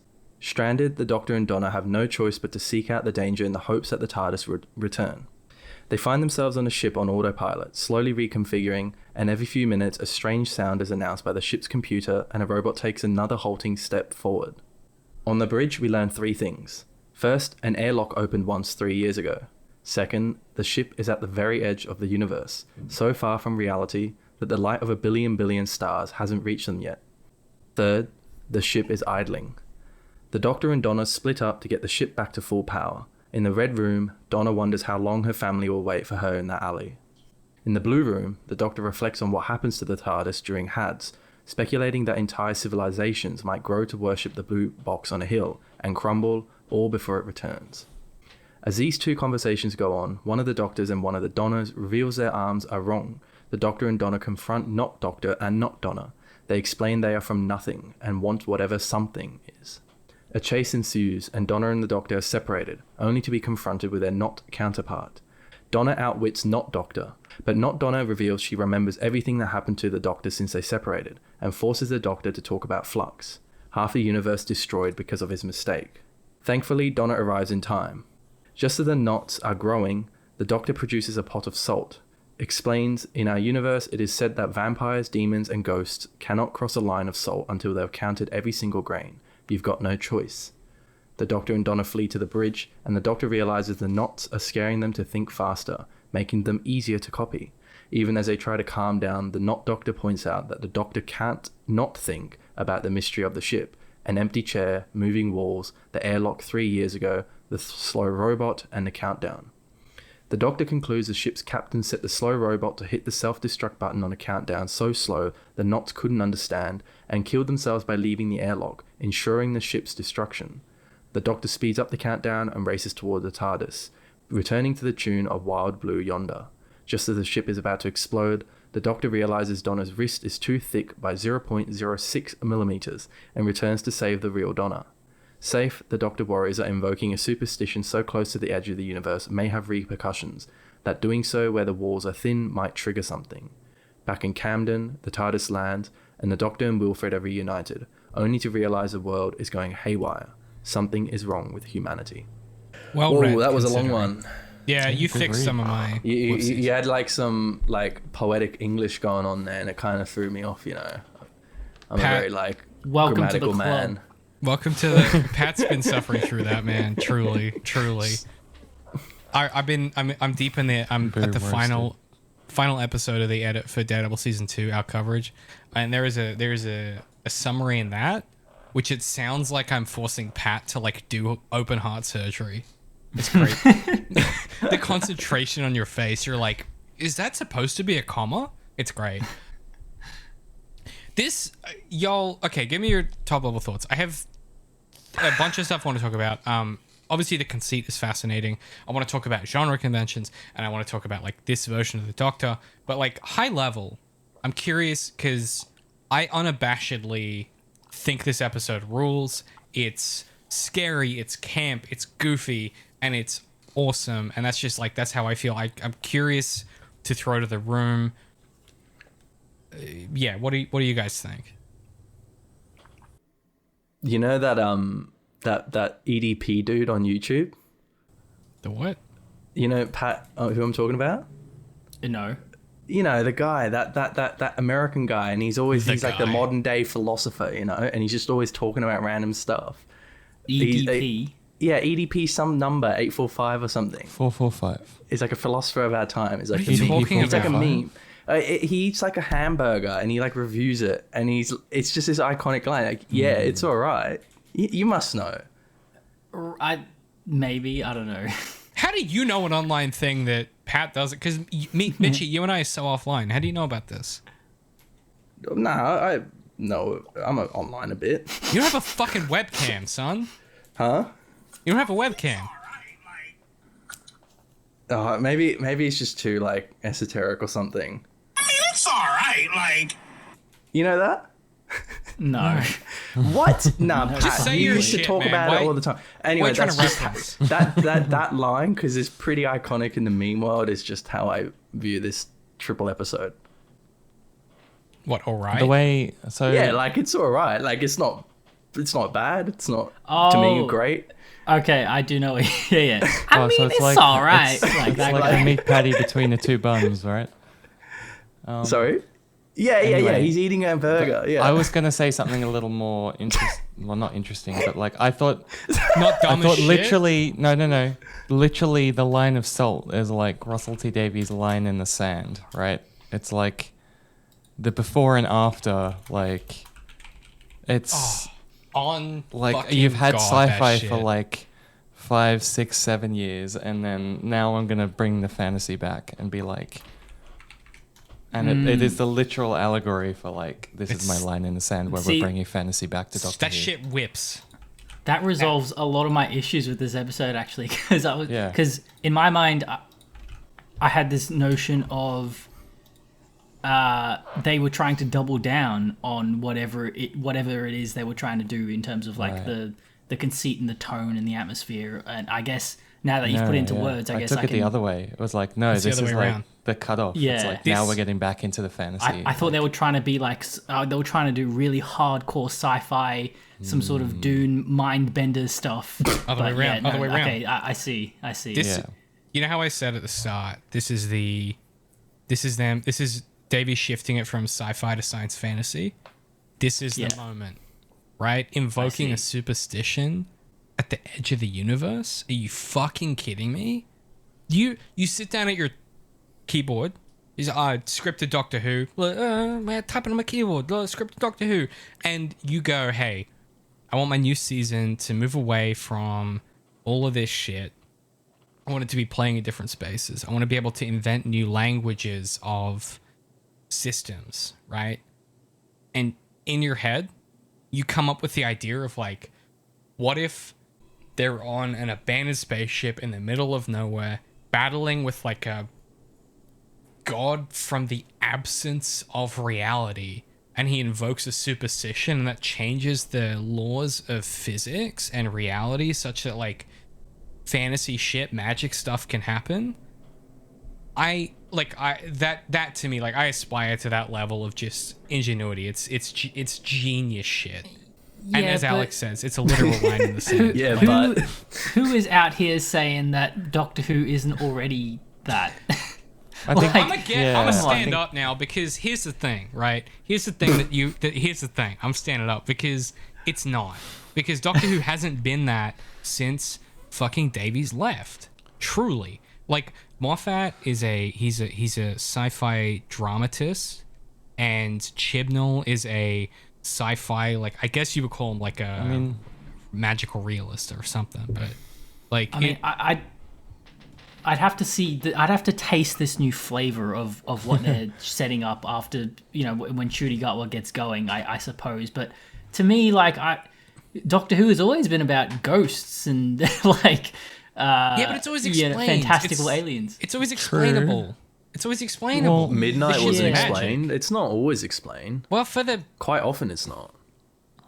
what I mean, Alex, you go. Sorry. I was going to say, like, you think to most of the most critically acclaimed episodes of Doctor Who, and they're pretty much all written by Stephen Moffat, but the difference being that at the time he wasn't the showrunner, so he had the constraints of an ongoing dramatic science fantasy show.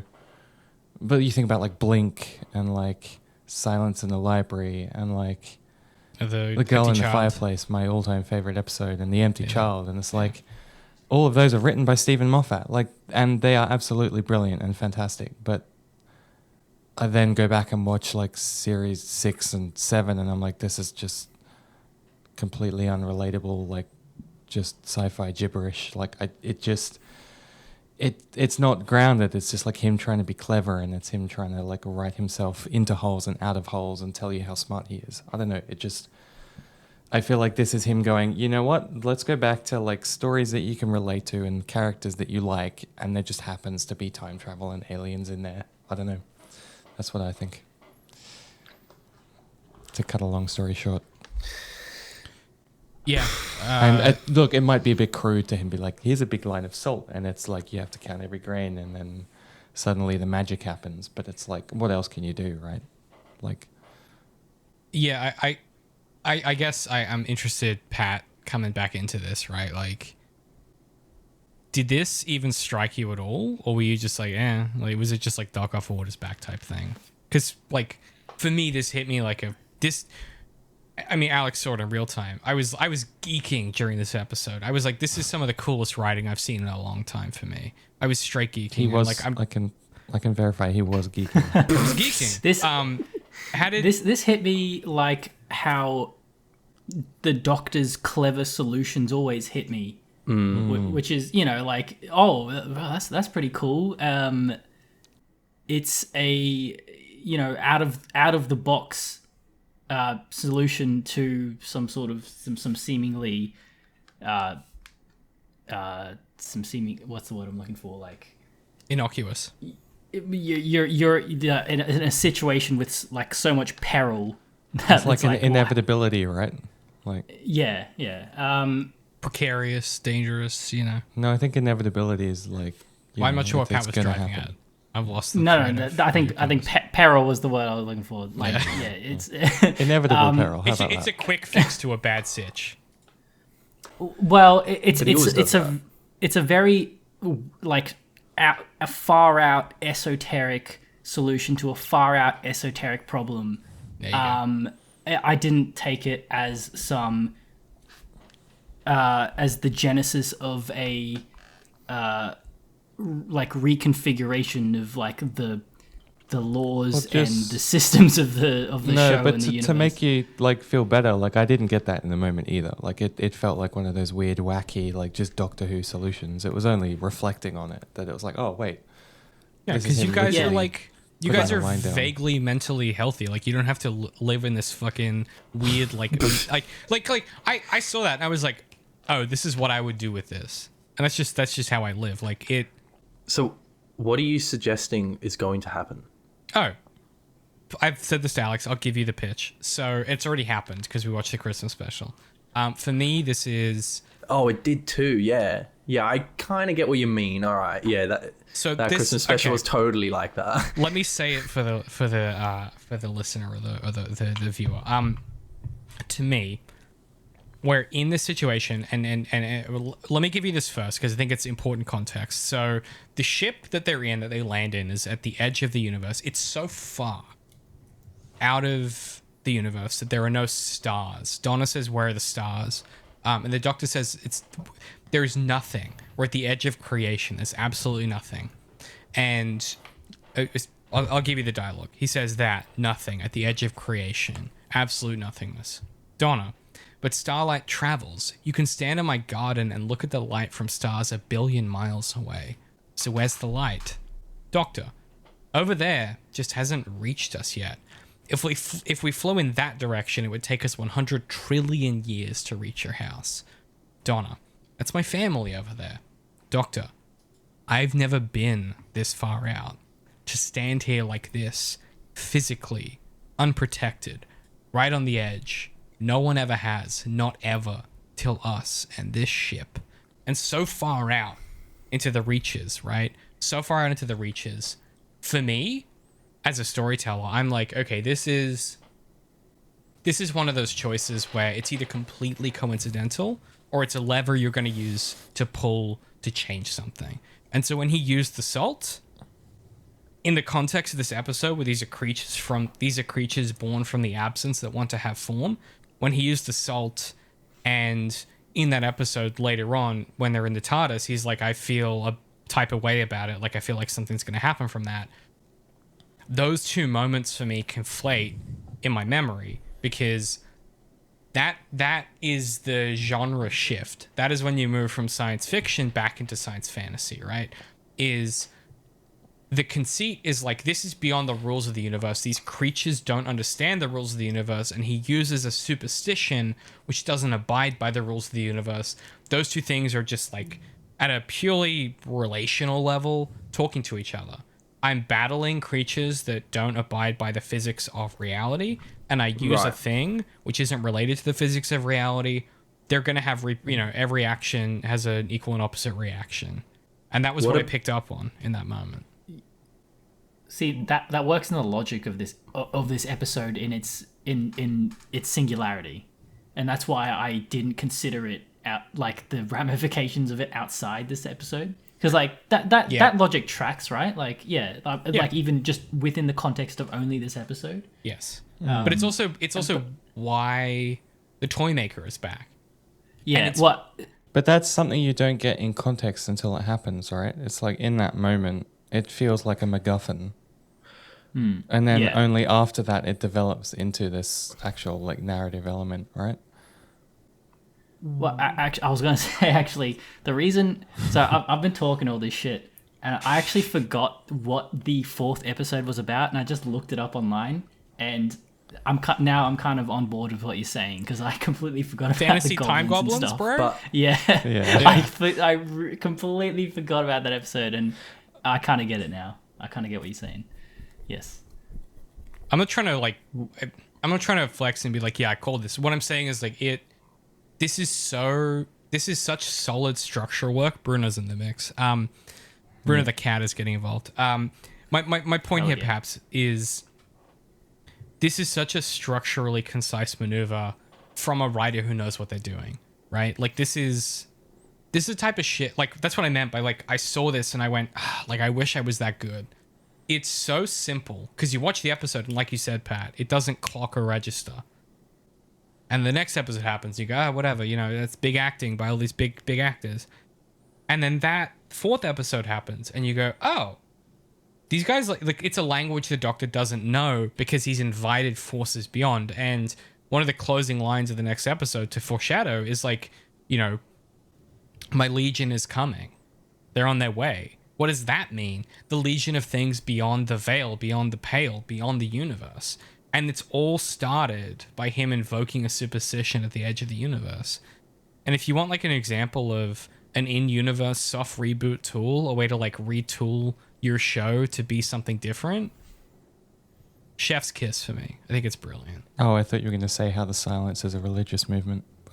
Well, but before that, they were an alien, and then they were a church, and then after that, they were not a church, but there was an organization, and then there was a planet called Christmas. To bring there it was back. a crack in the Christmas wall. To bring it back.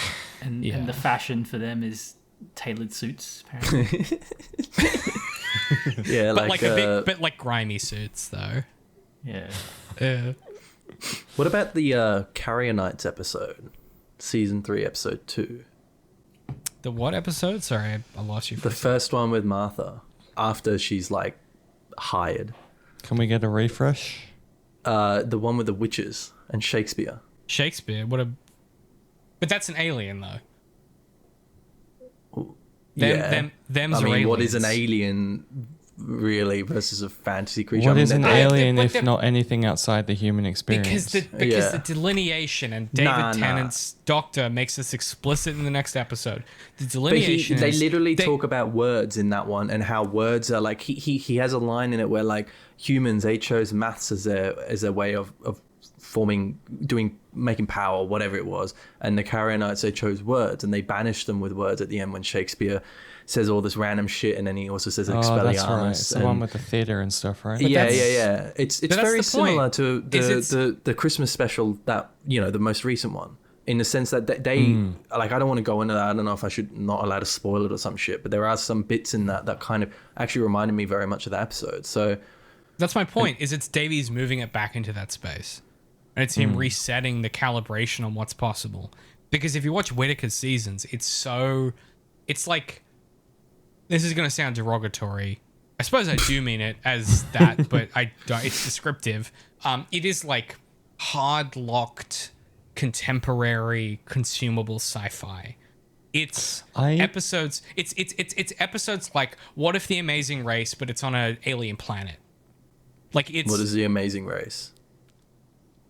I would argue on the consumable point. What is that? I think Fucking talk. What do you mean? that's funny as. But no, just on that, just tugging on that consumable thread. I think it was started by Moffat and continued by Chibnall. It just got so hard stuck in this like super hardcore sci-fi that it completely lost like the thing that made me keep watching, which was likable and hateable characters. Like there was nothing there. It was just... Yeah, I mean, well, there were... I didn't perfect. feel that in I these don't 3 know. episodes. Not in these 3 episodes, but like...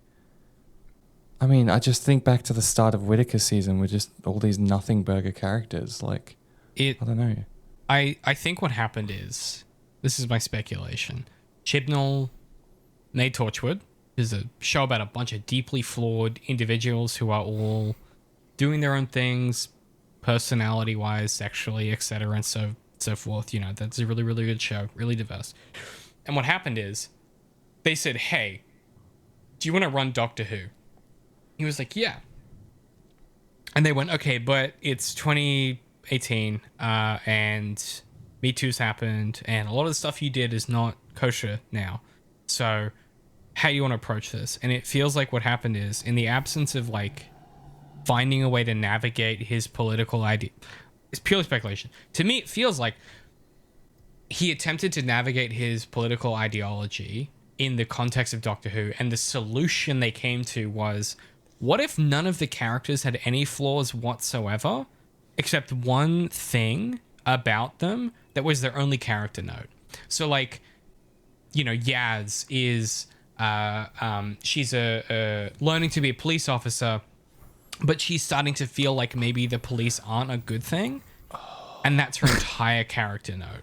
And like the dude whose name I can't bring to mind, and the stepdad, their entire character note together is they're sad that they lost their mum, and they need to learn to get along. And like, that's, I gotta say, like, they don't have any flaws. so cringe. They don't have any flaws. I love that you bring this up because, and to bring it back, the perfect climax that was this episode is the Doctor picking the wrong Donna. Like that moment where Donna is panicking, like just the sheer panic was the Doctor made a mistake. It happened. But also Donna amazing. did, because she tried to she tries to appeal to his intelligence. She tries to explain why so good. Mrs. Bean is funny.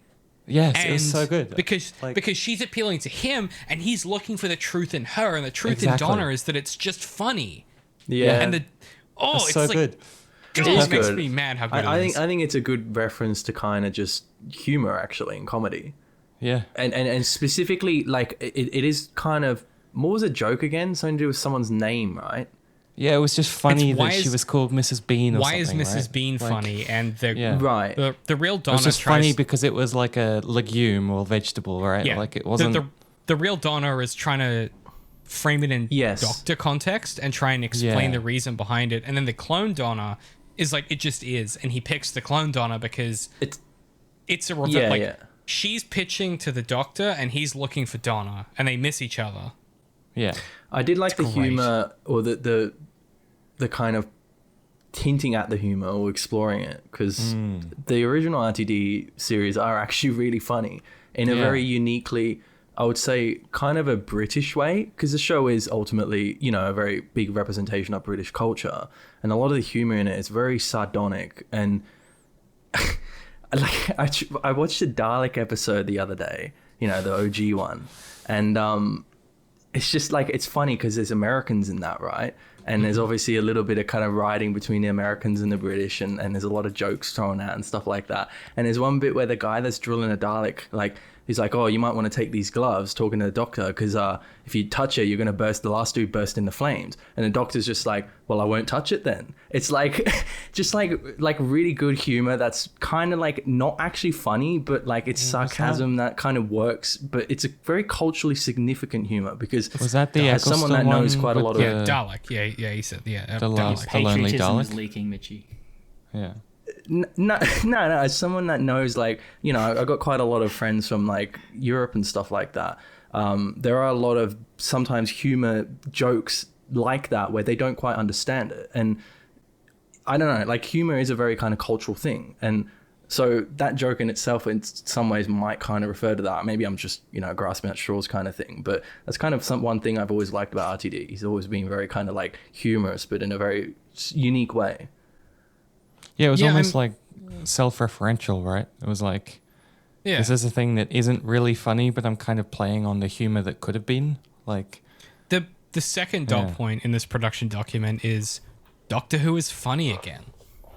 Like the first episode, I was struck by how much we were laughing, Alex. Like, it was a funny Was it? episode.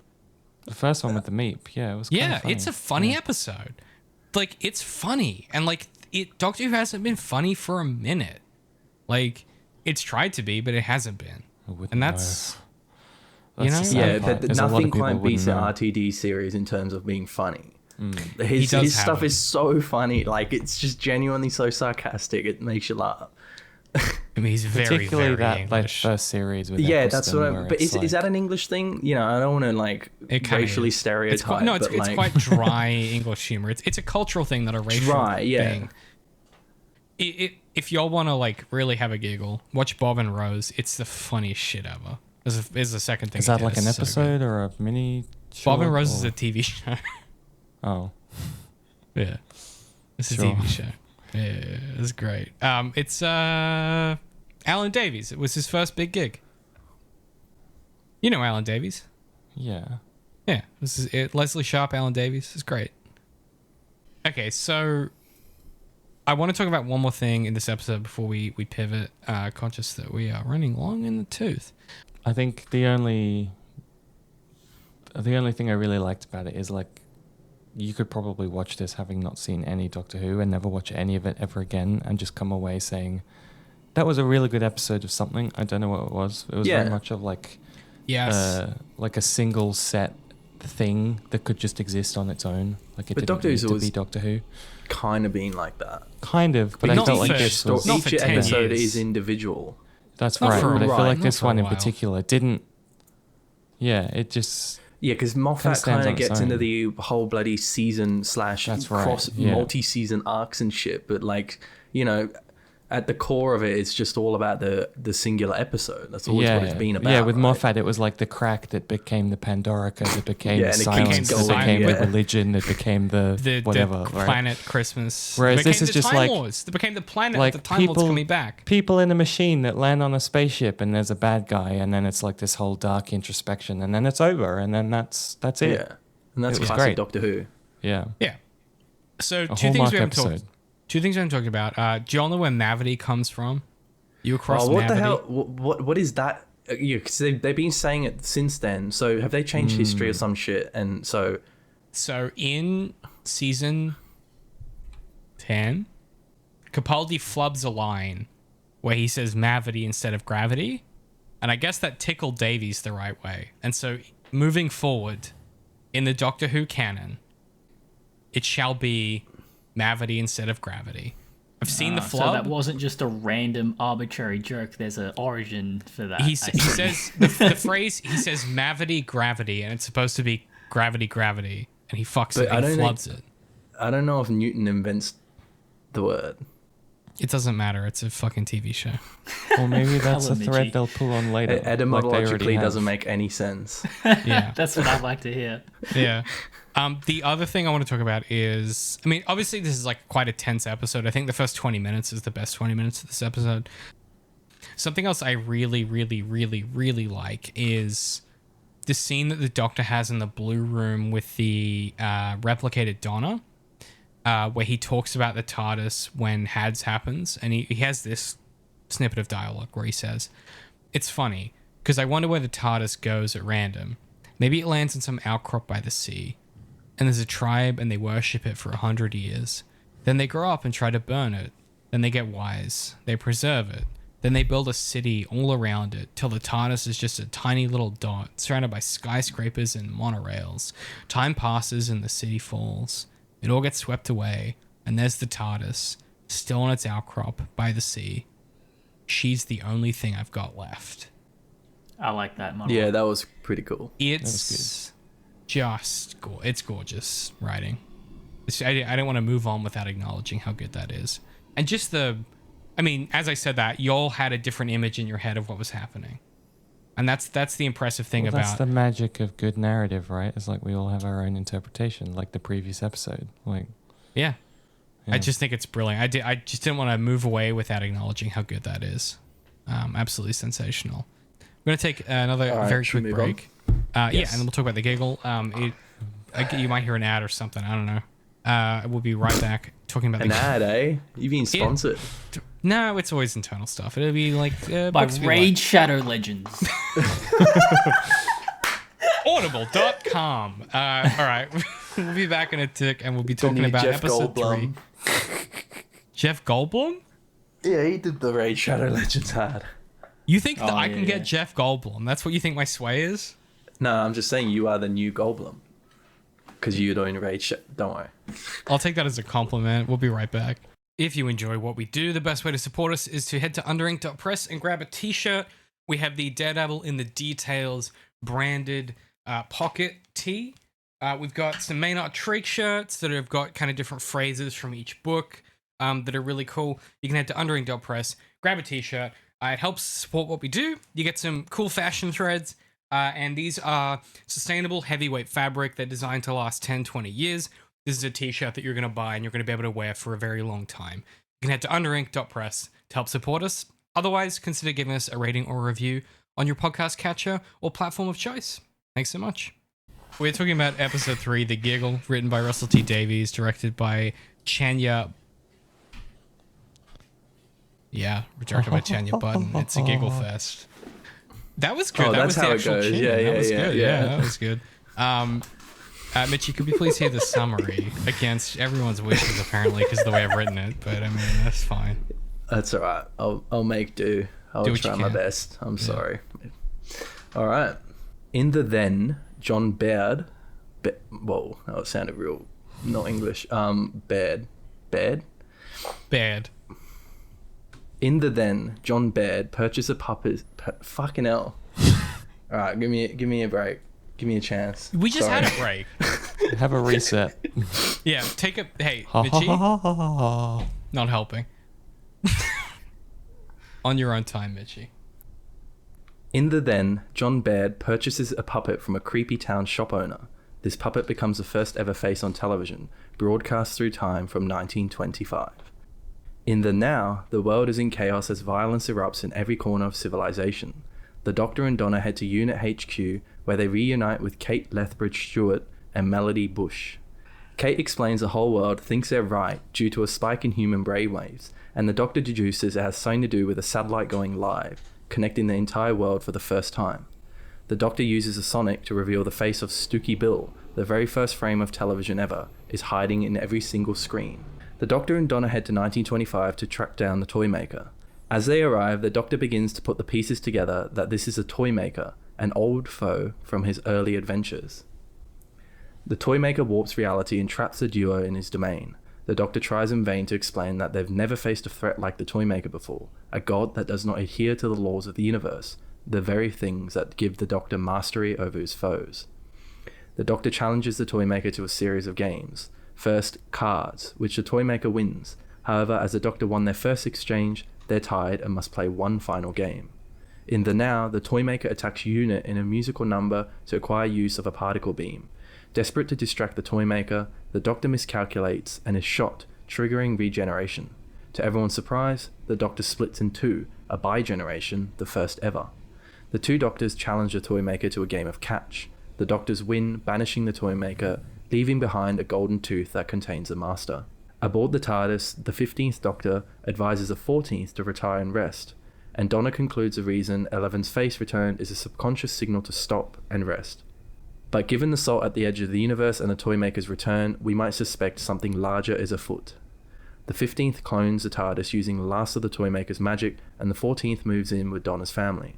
The 15th Doctor heads off in the TARDIS toward adventures and unknown potentialities. Yeah, sorry, I chucked an and in one of those bits. No, it's cool. I thought that was like a comma instead of an and a. No, It throws me off. No, that was... You ruined the cadence, but I liked it. Potentiality is also the word of the day. I just liked it as a way to frame like what the show is capable of doing. This is... Hey, y'all, I gotta be candid. This is an odd episode of television to consume. I liked it. I think it's just like... There's like 4 rooms involved. And it's people talking, and I think like much like the last episode, that's some of the best stuff of Doctor Who. How did this hit? Give me some high level. I mean, I won't say it, but yeah. I mean, I was just gonna say, yeah, it's all right. Oh my god, that's my opinion of all of this. Did you watch the video? I sent the link. Culturally, what do you call it? Yeah, this rings a bell. It was as Americans would say, it was a heater. It was kind of like right down the middle. It wasn't amazing. It wasn't terrible. I absolutely loved the direction and performance by Neil Patrick Harris. I think that was a standout. But I have things to comment on him. That's fair. But no, not on him, but anyway. Yeah. You mean the character? Yeah. The thing that I really liked was that addition of those extra story threads where it was like the one who waits and the gold tooth. I think those were, again, just hallmarks of like... And the Legion to come? Yeah, just adding stuff for later, but not necessarily like that Stephen Moffat like thing turns into thing. Just No one another sits you thing that down. could happen Yeah. later. There isn't Yeah. there isn't 4 pages of your script of every episode consumed by a post. But in terms of would I stinger, watch it again? Probably not. I'm gonna be honest. Like I feel like it's kind of a one-time thing. I don't know. Ooh. as someone that has watched it 3 times, Ooh, what? how do you think I prepare for this shit? I think that I'm a broken man. I think that this episode for me is. Hang on. What about Pat's opinion? Oh, Well, no. Yeah. no. Patrick, No, David's the man of the hour. He goes last. Let's Yeah, not. we all got to go Wait, before him. Patrick Yeah, Laverne, what did you think about this?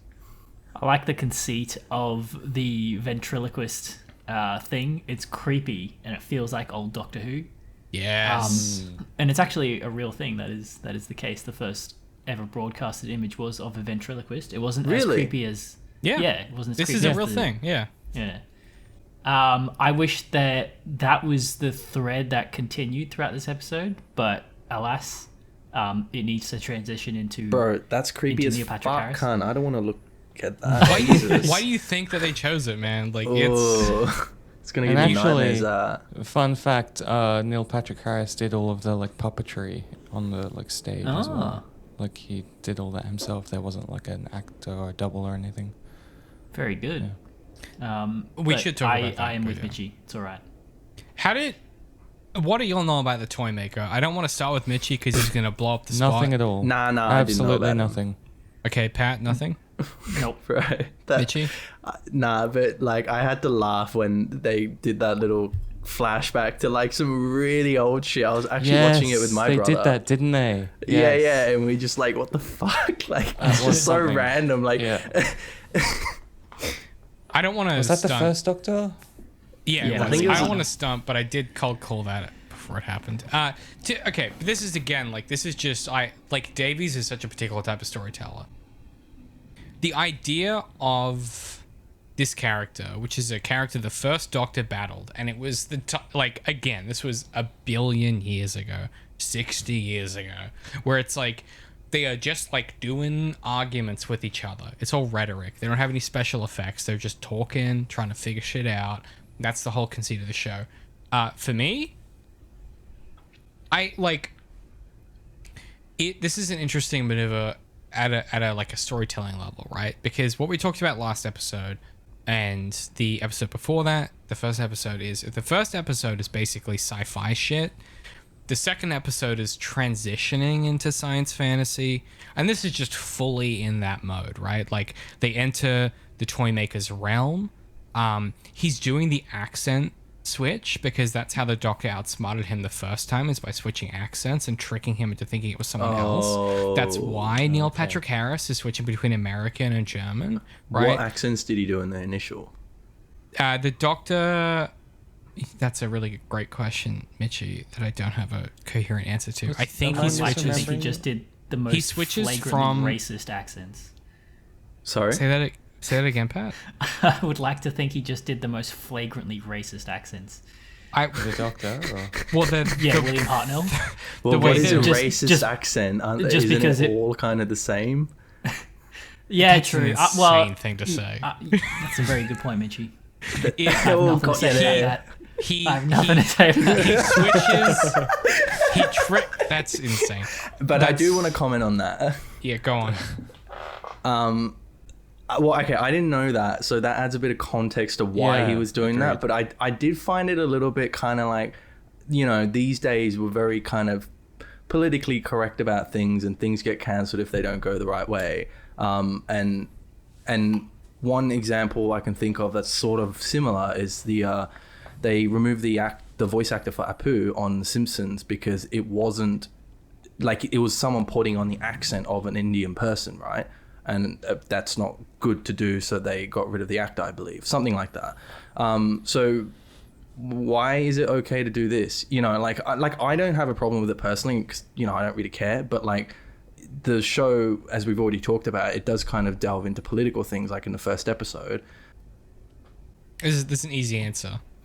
for that. Yeah, It's like, what? Is it- it? like, European accents. yeah, European white people have been in charge for a million years and they all suck. So Right. It's fine. Is It's that fine. what Right, so because the are you racism is already established, it's okay then, or? It's not race. It's just like, yeah, it's like white people suck and it's fine to Or dunk on them. appropriation. But as Perhaps. someone that, like, you know, I've actually been learning German for the last few years and have been steeped into their culture a bit. I'd like, I wouldn't like that personally if I was German. Perhaps, you know, I might find that to be quite rude.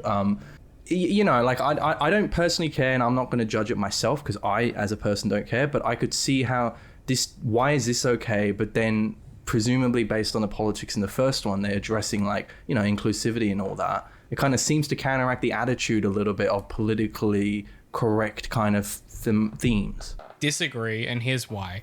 If you're I'm not saying you're wrong, I'm just saying this is my thoughts on it.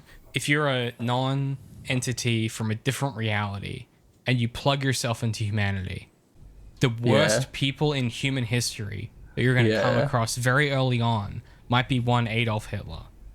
I don't know. That's a top broad stretch. Top of if you, what? Top you're of looking mind at worst, all of human top history. Of mind there's worst like people. Top there's of so mind many, worst people though. but only from our perspective in the modern era. But a thousand years ago, there would have been terrible. He has you access just said to everything all the time. He has access to. I He's think everything the most- and everywhere all at once. therefore, then we need to generalize, and so a villain needs to have a German accent because of one person. No, I because find that- that actually to be quite racist. No, I think the most important thing that was missing, which was kind of a light bulb moment, I would say, for everyone when you said it, was that was how he defeated him last time. And I think Yes. that And wasn't adding that explained context clearly in the episode.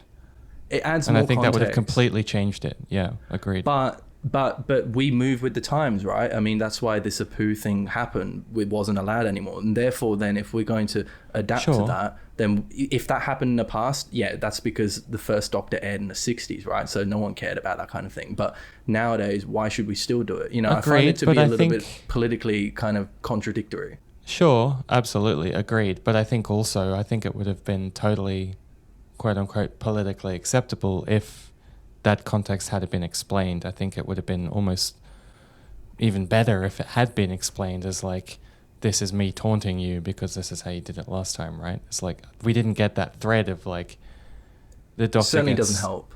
No, but like, he No. got introduced to this character and it's like, he was mixing the English and German, and as someone who, you know, basically did German for like 5 years, that was, you know, kind of interesting to see. But it was like, I didn't get that. Like, I didn't know that the first Doctor like defeated him with that. Like, that would have been really cool to tug But on that thread, right?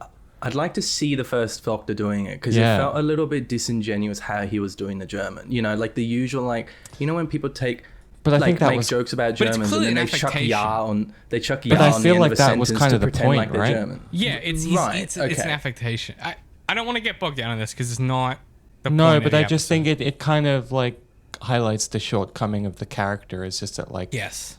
it was like, Was it there was a necessary? lot to unpack there, and we just didn't get that in the episode. I feel like they could have just left it out and it would have all had the same impact. Yeah, And then agreed. and like personally, I really don't like, you know, but I just found it like to be a little bit contradictory to me. You know, like we live in a world now where these things are very important. Yeah, and you know, you raise a point of like of David of saying that like because it's a German accent, it's kind of okay. And Pat, you said before that like was he doing racist accents? It's just very interesting that like you can pull this off in the modern era. You can pull off putting a German accent on a character that's clearly kind of, you know, joking around. But if you did it with another accent, how would that have gone down?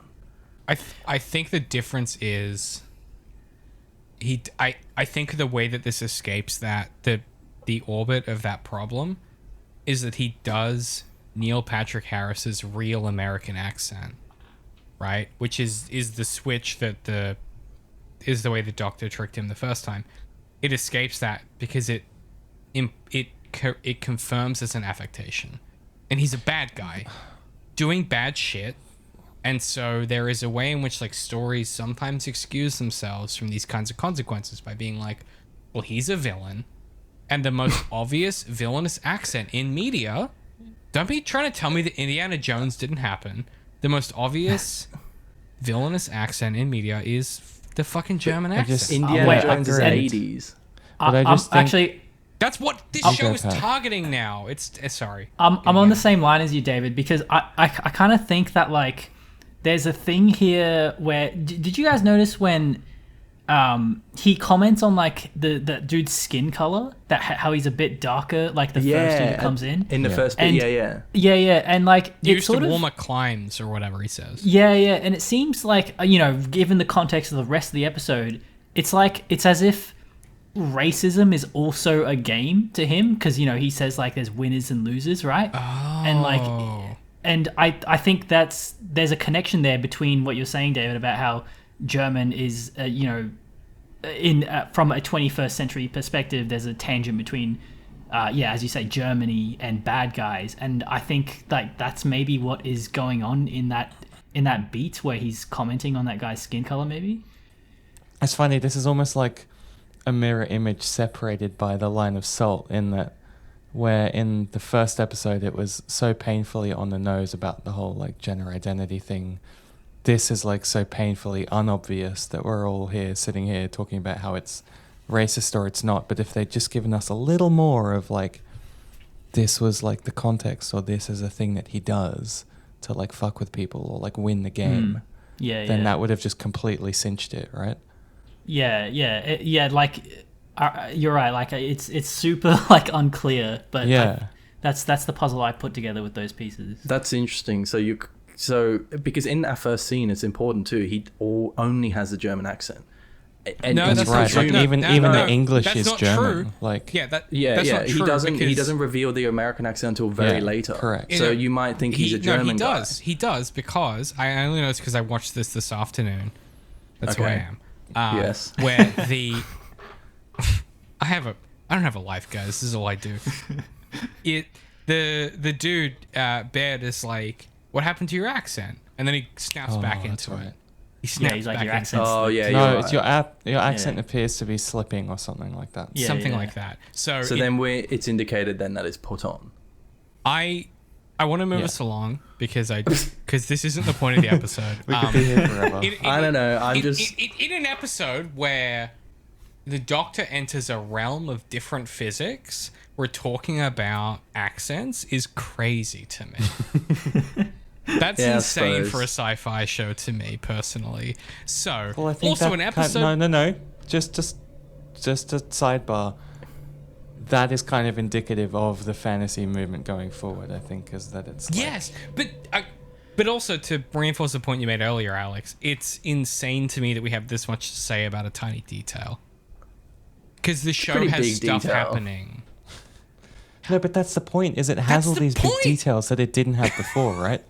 It's like it was so transparent and one-dimensional, right? It was like Yaz is perfect and all the companions are perfect. I think it's an important detail though to me, because it kind of put me off the episode a bit, because it's just like, what are you doing? Like okay, now that you give me the context of what happened in the bloody 60s episodes, it's kind of understandable a little bit. But when you don't have that context, it's just like, are you trying to be funny or what? Because like, I'm not meant to be laughing at it's like people doing funny missing accents something, anymore. right? Like it's just politically kind of confusing, and it kind of threw me off a bit. That's all. I get that. To put a pin in it, German accents in contemporary pop just culture accents in general will never escape Hitler, and that's just like a thing. Like, it's lazy and it's bad, but it's just the way it is. I don't know. I think that might just be some people. It's the way that we can't get into it. We can't get into like late stage capitalism and like Guattari Felix and all the fucking ecologies and machines and shit. We don't have time. But it's but late. as if it's just It's late. Is that We really can't- what it boils down to because of Hitler? That's just nuts. It comes down to the homogenization of media and the fact that the three companies own everything. We can't do it. We got to talk about Doctor Who. No. It's just stop. To sum it all up, is that what we're missing is more context. We just didn't get. We don't have time. Even with that, yes, the it's episode arguable, but yeah. fails. Arguable, but I think it would have helps a bit. narratively made much more sense if it had been like, hey, this totally is how he without was that defeated. context, it's random as fuck. Yeah. Pat, exactly. Pat, let me hit you with this. If there was a single sentence, Patrick, where someone said, "Hey, last time you beat him, didn't you do an accent to trick him?" Would that fix it? No. Just say yes. Yeah, move us yeah, along. man, for Yeah, sure. tight. No, don't to tell the truth. Nah, you know what? I bet Pat's indifferent. He's Pat not doesn't a know fair, what fucking he's not paying attention. Exactly. He's not a fair adjudicator in this instance. I mean, I may not be indifferent. You're fucking not indifferent though, Michi.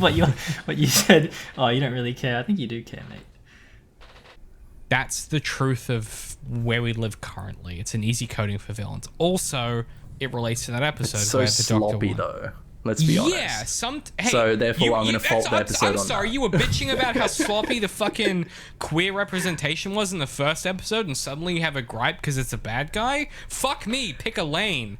Yeah, no, I'm getting and animated. I would say I'm it's getting similar, that it's politically kind of weird, you know, it's politically on the nose or something, and that's what kind of threw me off both episodes. Yes. Agreed. Yeah. And maybe that's For like different reasons, but yeah. But it made us think and talk about this shit, and like, isn't that what art is for? Is Well, to like, and look, that's what Doctor Who didn't do before, like for the last 4, 5, 6 years. Till It's Davies like left, it was right? just Yeah, that's Stephen true. Moffat trying to be clever, or Chris Chibnall just being a bad writer, and it was like, there's no zeitgeist here. That's what it was missing. It was missing the Yeah. zeitgeist that was Doctor Who, right? something to talk about, right? We need to talk about the episode because we Yeah, literally sorry. haven't. That Okay, was no, literally no, 20 one who minutes waits. about that. that was The one like who waits. valuable- Who is the one who waits? I don't know, man. That was valuable shit. I think that's like a really productive discussion. I just like there's no solution to that discussion because it's how culture works. We need to talk about a couple things. The concept of this episode is that this puppet on the first television screen and its laugh, Ha ha ha ha ha ha ha. it's upsetting you could do that. You just have pitch like that. You just have that. It's a creepy laugh, I will say. It's upsetting to know for the rest of our lives. think You can just break that for, out. For the technology nerds in the audience, I thought it was interesting that I didn't find myself questioning the whole like embedded in like LCDs and screens and stuff too much. Yeah, nor Like, did I actually. Yeah, because you need Like, a I test wasn't- pattern for everything. Like, say your thing. Why did they not? No, clock it feed? just felt like it was like, I guess my suspension of disbelief wasn't like, I mean, you go and watch a bad movie and it's like, oh, this clearly wouldn't happen. But like at that point, so many fantastical things had happened that it was like you were kind of in the mood for it, if that makes sense. Like it didn't feel like it was like, oh, that would clearly never happen with a TV, because you don't know what goes on in a TV or a computer, right? Yeah, let me set this up. So they arrive at unit, and Kate Lethbridge Stewart explains like, hey, the entire world thinks they're right all the time. It's a problem. All the world leaders, this, that, and the third, and it's a spike in the brainwaves of humans, so it doesn't affect the Doctor, and No, it was anyone who had been exposed to the time vortex, right? no, because no, it's because specifically humans. No, No, it's- stop. No, because the humans, Donna and the previous companion, were unaffected because they had been exposed to the time vortex. Go back and watch it. Are you I watched it I'm sure. Fourth time. 10 minutes It was before we hit record. it was Are you sure? either the time vortex or some sort of time travel energy, because don't neither the previous companion nor Donna were affected. yeah, Melanie Bush or whatever. That's right. Whatever her yeah. name is. Yeah. Who even is that? I don't know. Bro, they already did this shit in the last Jodie Whittaker bit where they brought back 2 random like companions from the previous series. Are you trying to think he watched that shit? Russell T Davies has better things to do. Yeah. No, but but he seriously, did it again. like, It's like anyway. yeah, the thing was that they had been exposed to something that prevented them from being affected by it. If it makes you feel better, Melanie Bush was the companion of the Sixth Doctor, which was in the original comic that this is based on. Sorry, the first episode was based on. Okay. That can't Now you're be- just saying words. That would make sense. They had time exposure. But I think That's a that's the thing, is like, That's for a all of Davies us thing to that- do. Yeah. Yeah, but for all of us that don't have that context, I think like it's really important to like get that communicated, right? It's like, The point I was setting up is basically the situation is the whole of humanity is on some Alex Jones bullshit. Everyone thinks they're right. They're all on the InfoWars era vibe, and This is what I wanted to get your take on, guys. So this is like somehow a blended, like, phones are bad, COVID-19 mishmash shit. Like, It could be anything though. it could be anything, but it's clearly not because of how time works. Like, how did I guess what I would say is, absent the thing I just said, which is inflammatory. It's the whole point of what I do. How does this setup work? So basically, the first ever television broadcast contains this puppet, which is the puppet of the toy maker, which gives him influence over human brainwaves through... Alex, give me the sound. Ha ha ha ha ha ha ha. Thank you. That sound infects humanity and sort of futzes with their brainwaves the second that the entire Earth is 100% has access to screens. Because you need to look up from your phone, sheeple. And there's a 60-year-old man running a television show saying, don't use your phones. And I kind of agree with him. But it's also weirdly like a I don't know, how did this hit for y'all as like a concept, is I guess what I'm asking. It did feel cheesy, I will say. I don't know Yeah. if it was like... I don't know if it was particularly because of like the whole TikTok bad, phone bad, don't use screen bad, but whatever it was, it just felt like kind of ham-fisted. I don't know. It's too soon, bro. Was there Too soon for some- what? Well, like, if you're saying it's referring to COVID, which I suppose kind of makes sense. I don't know if it has anything to do with COVID. I think it was just I didn't think general either. commentary on excessive phone screen time and attention, I didn't, manipulation is bad. Oh, sorry, I a don't know. worldwide pandemic? I didn't I think don't it think was, it had anything to do with COVID. I didn't really take the whole phone thing either. I just remember that guy that goes nuts on the street. He crashes a car. Yeah. Yeah, but Like- he's like, well, I can't drive, so fuck him. And Yeah. everyone's right. Yeah, I took it more of a just in general kind of like politics, which may be becoming more exacerbated these days. Yeah, I mean, like- it's just everyone just wants to take a side on every bloody thing, you Yeah, know. And, but also, and like, without you think thinking about about it. everything through. Like, you have that incident on the road. You could have had that exact conversation like 20 years ago. Like, I don't think that has anything to do with phones or technology. Like, it's Yeah, just exactly. human nature.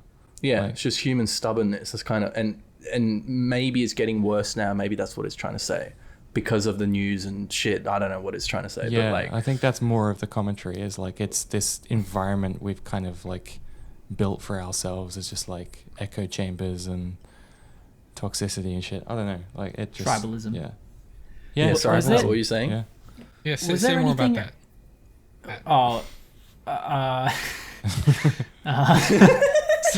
Bro, I'm not that's a trying to word put I you on heard blast, man. It just... You said something I thought you were interesting. gonna. no, yeah. I was gonna ask, was there anything at the end of the episode to drive this, Oh, quote unquote, like point home? What you Oh, mean? like the about- first episode where he No, used no. the- In this episode, But you're saying like the first episode with the Deus Ex Machina at the end because Look into Okay, your so No, eyes. this episode was interesting because the ending was the 14th Doctor like settling in with the Noble family, Yeah, right? it wasn't... we're gonna get there. They're talking about the Oh, Oh, no, I resolution know, of the but like conflict. just to go back to that thread, it's like it's almost like it didn't even try to address that. yeah. But- See, It was kind of weird. that's what I'm saying, and I guess Yeah. like maybe the ending of them having this healthy, peaceful suburban life is like, you could draw a thread from that to everyone being on their damn phones all the time, but it Yeah. seems kind of strange.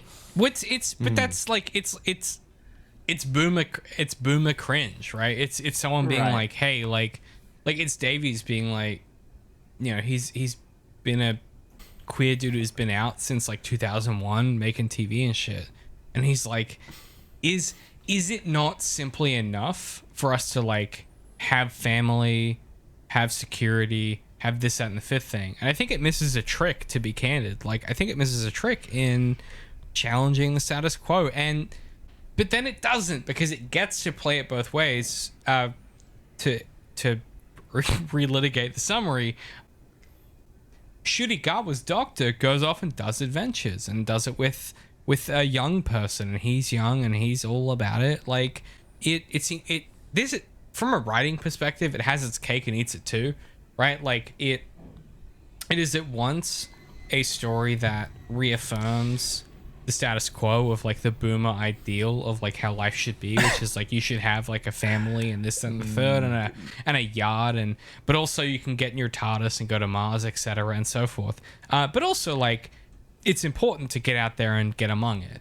It Jeez. Davey Just splits the difference. just to pull on that a bit. I think it is particularly interesting that the older, sort of old guard David Tennant Doctor goes back and settles back into the family life, but the newer, more flamboyant Ncuti Gatwa Doctor, goes off into the universe and has the space travels. It's almost like a commentary on like how people are like currently. It just, again, kind of on the nose. Like if you look into it a bit more, it's like, not sure.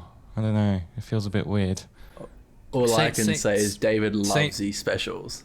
Say more about that, Alex. Like, what do you mean by it feels weird? Well, no, but like you think about it, it's like you're kind of pulling on a thing of like everyone should have this family and should have these friends, but not everyone does. But like the older Doctor, the old, you got to take a break, you got to relax, you got to chill. Basically just gets to stay at home with the family, and then the younger, like hipper, more flamboyant guy gets to go travel the universe. It feels very not prescriptive, but I don't know, maybe a little brutish or blunt. I don't know. On the nose, like a lot of these specials. I guess my which is, but I don't understand. Like this is the thing. Like I don't understand why. Like in what way?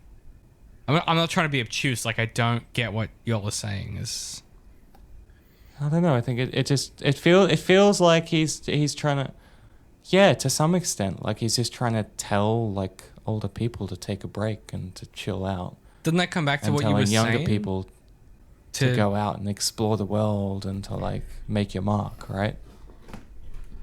Interesting. That's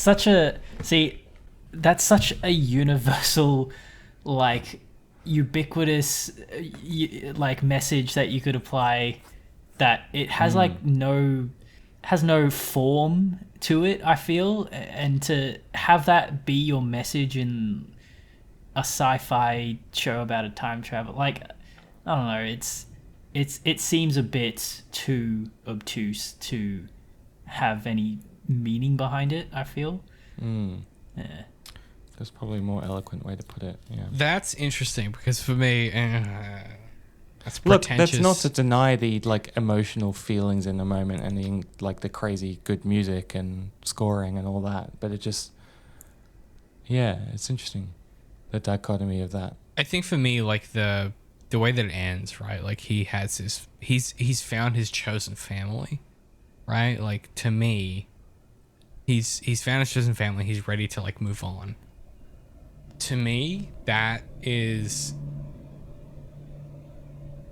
I don't think it's incongruous with the contemporary themes in this story. Well, another interesting thing to think about is that all of the quote unquote younger people these days make their own families, right? That's what I'm saying, right? And like, then all of the older people were the trailblazers that like built all these new industries and like created everything, right? And so and so for me, so it's, is it like a snake eating its own tail? Like what's the? Yeah, it's an Ouroboros. It's Davies being like, maybe it's time for us to like hang our hats up and be the guys that let the next thing happen. And is it though? Yeah, well, I don't know. I don't know, but like from a story, okay, absent the meta text, which is impossible because that's not how it works. Absent the paratext is not how it works. But absent all of that, purely at like a textual level, this is the story going, hey, all this trauma, all this darkness, all the existential dread that comes with having lived through the era that this Doctor existed, the era of realizing the world is ending, etc. and so forth, and the fifth thing, all of that stuff, hey, maybe let's like set that aside and we're going to try and do something else. We're going to have the science fantasy show. We're going to try new things. We're going to be experimental. We're going to bring in an entirely new room of writers to work with Davies. And that to me is the way that this ends. Is like he gets an ending. It's not a happy ending, but it's a reconciliation. It's a, hey, doing something for a long time has consequences. We did bad shows. We had bad seasons. We had bad showrunners. But we come to a place, impossibly, where the character, the protagonist, sits down in a chair and has lunch, and I get misty-eyed because he finally finds peace. And that to me is spectacular. To be able to finesse that line from Chibnall's fucking show, are you kidding me? That's impressive to me. And it hit me in every way. I like that read. I think that's buttery smooth. It also seems like a kind of like a double beat from when the first time the Doctor split into two, had that exact same ending. True. I just can't gel it. I just can't gel it with the whole like this other generational divide of people being on their phones and stuff. It's so weird. Yeah, it doesn't make sense. Yeah, no, but I like your side of this episode. Yeah. It feels like Donna says she says, I think the reason that you found this face again is because you wanted to come home. Are you kidding me? Everyone wants to come home. Everyone wants to feel that sense of like having a place where they belong. It is quite beautiful, and as an ending to this, quote unquote like series, before the soft reboot, like it is quite a beautiful ending. Yeah. It just hit me in all the ways that I want. I was misty multiple times, and I feel like I don't think that Doctor Who is a vehicle, right? Because we're in a postmodern fucking everything is a franchise, right? As a vehicle, it seems to me that Davies is sort of it. This is my intuition. He's preparing to change the genre space and then maybe hand it off. Maybe be like, hey, here's some new writers, here's some new storytellers, here's some new showrunners. And I like the idea, especially given the way that like the Christmas special goes. I like the idea that he has sort of sprinkled in some world building to be like, I'm gonna still be here. I'm gonna keep doing my thing. But also here are some little, like Alex said, here are some threads that you can pull on or not pull on. And that's special to me. Like I don't think a lot of storytellers have the restraint to set that up and just let it be, right? Moffat, all that shit, he would have to explain it, this, that, and the third. For me, as 3 episodes of a story, like as a complete arc, the move from like hard sci-fi into science fantasy to me is like incredibly impressive. And that's the thing I keep, and I felt the whole time, like I felt something the whole time. In that second episode, when the TARDIS vanishes and the Doctor and Donna are arguing with each other, I was in that moment. And then the panic sets in. The panic sets, and he holds her. He just takes her hand, and they just look at each other. Are you kidding me? Are you kidding me? Like it's. Yeah, what would bicycle guy and policewoman do in that situation, right? Say some platitudes, right? Like it's. I am worthy. I am. Yeah. I don't know. It just and then all this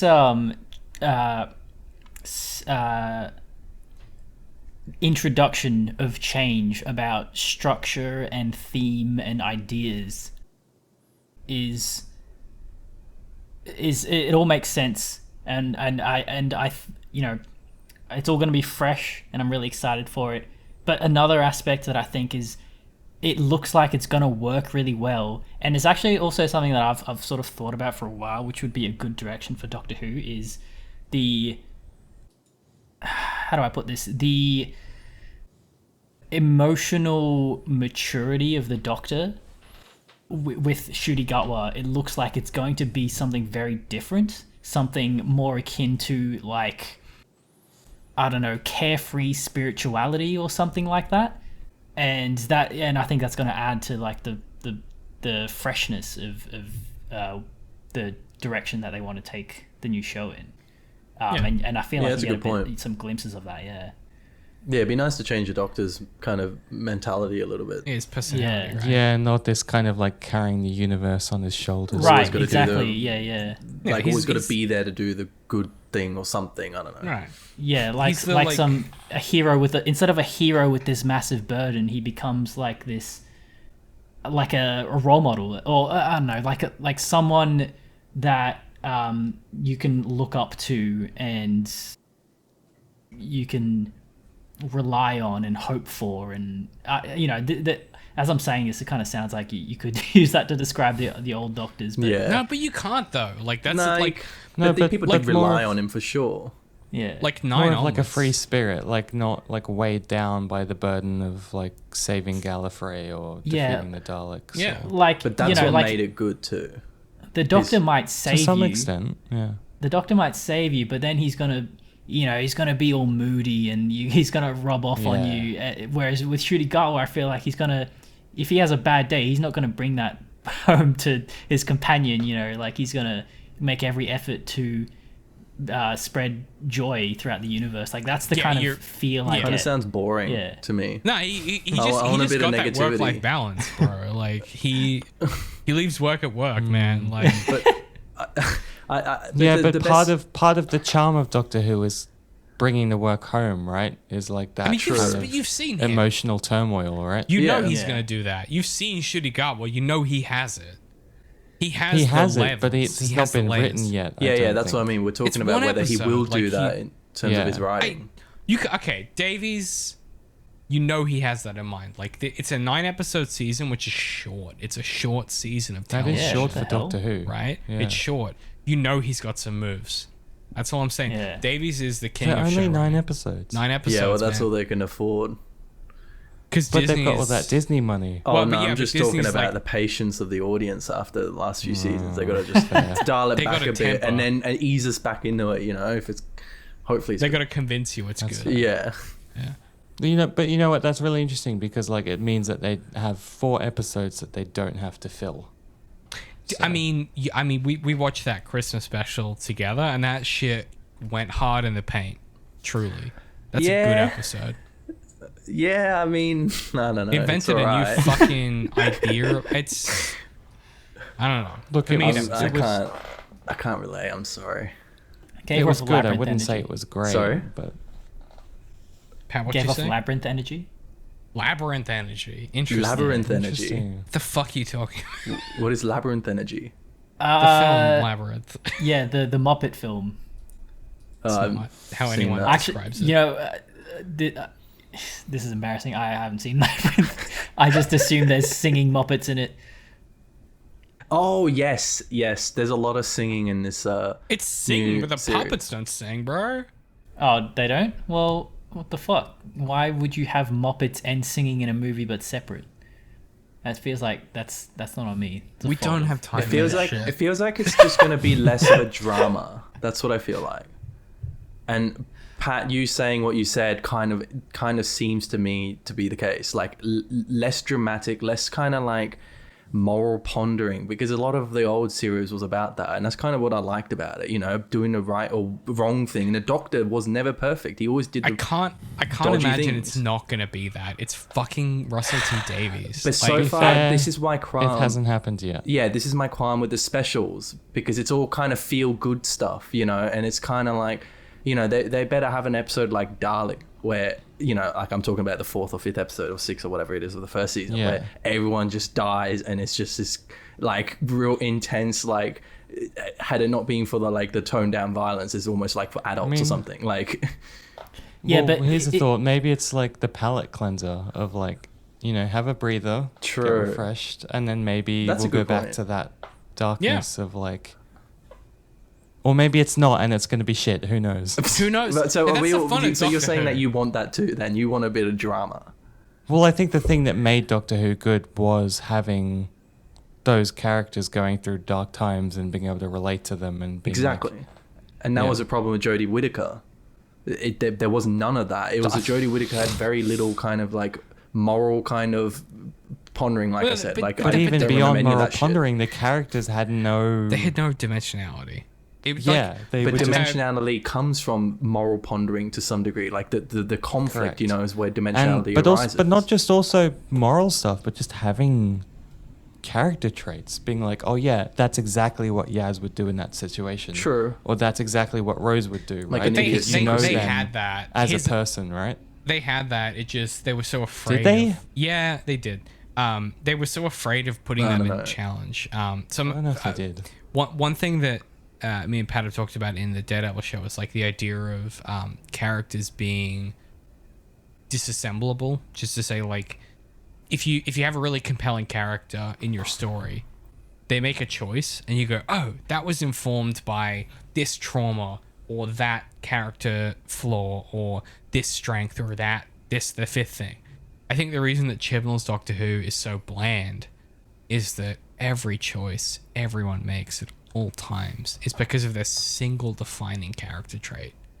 And so they can't have flaws because they don't have like a Exactly. personality. They're just they're defined. Yaz is a what? is a Is a Muslim, what? Yeah. is a Muslim police Oh. officer in London. That's her only character trait. She always does the right thing, and I that's didn't not a realize good the Muslim character. thing came into it, but yeah.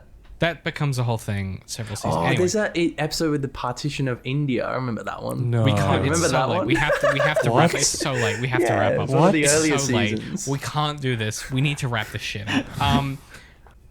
So final thoughts. Patrick, I'm starting with you because if I just let Alex and Michi on a call, we're gonna be here for 7 hours. Patrick, closing thoughts, final thoughts. What you got for me, man?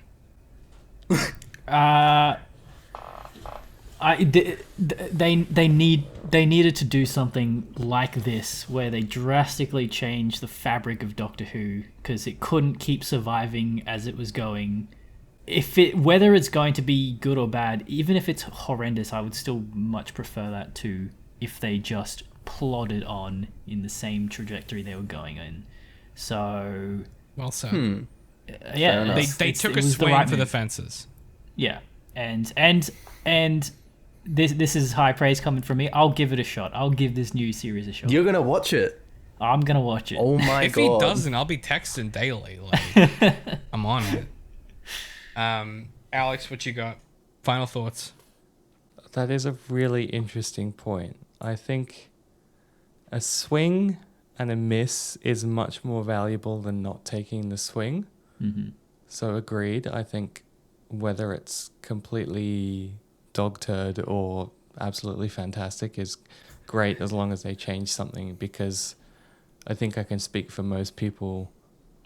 They probably switched off in the last 4 to 5 seasons and didn't come back. No one watched it. I think I particularly liked the middle episode. I can't say too much about the episode with the Meep. I did like the kind of threads that Davies added that could come back to. But yeah, I think the main takeaway is they're trying something different. And that's something that Doctor Who hasn't done for the last 6 years with Moffat and Chibnall. Michi? Yeah. I think I agree, and you know, I after this episode, I was hopeful. I did watch the Christmas one because I wrongly thought that we were going to cover that today, but that's my bad. We will be covering that at a later date. It was your choice. You decided. Yes. You made the production choice, not for us to cover it. Yeah, well, Isn't sorry, that a- I totally forgot about my own production choice, and Thank you. but we will be I just covering don't that at a want to later wear date. that. Is all I'm But- saying. My hopefulness after watching this episode has slightly disappeared, I would say, and I'm not exactly hopeful. Interesting. You didn't Yes. like it, huh?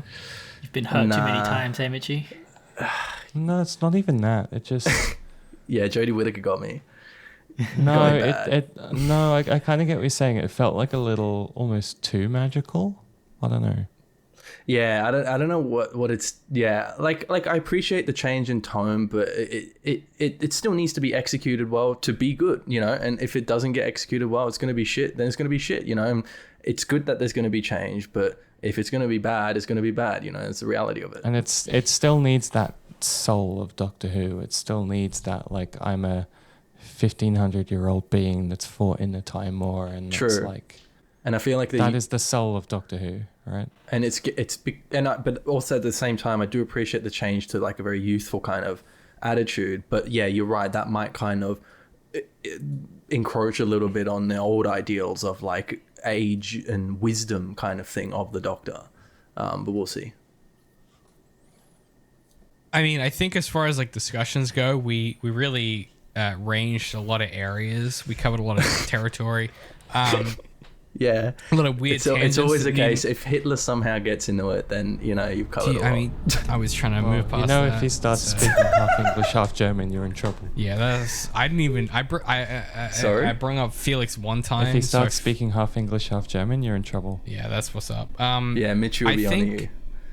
I think that, to kind of round out our discussion here, I think that as 3 episodes, the genre switch is to me very impressive, just artistically.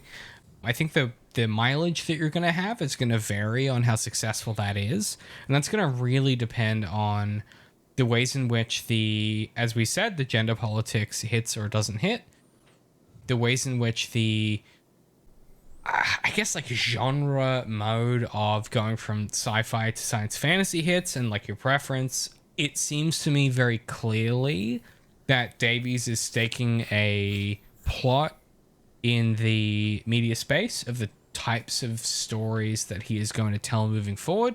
And if you're on board, you're on board. And if you're not, you're not. And I think that, to my mind, that kind of delineation, that kind of distinction, that kind of like firmness is the thing that Doctor Who has always been about, is being like, I'm trying to tell a story about these things. And if you're not here for it, you're not here for it. And that's going to exclude a bunch of people. It's going to make a bunch of people mad. But it's better than the fucking Chibnall nothing era of having nothing to say about anything except like maybe the planet's good. And it's like, fuck off. Like, at least it's trying to do something and say something. And I think that, like, given that all art is inherently political, I enjoy the fact that these 3 episodes say stuff about things they're interested in.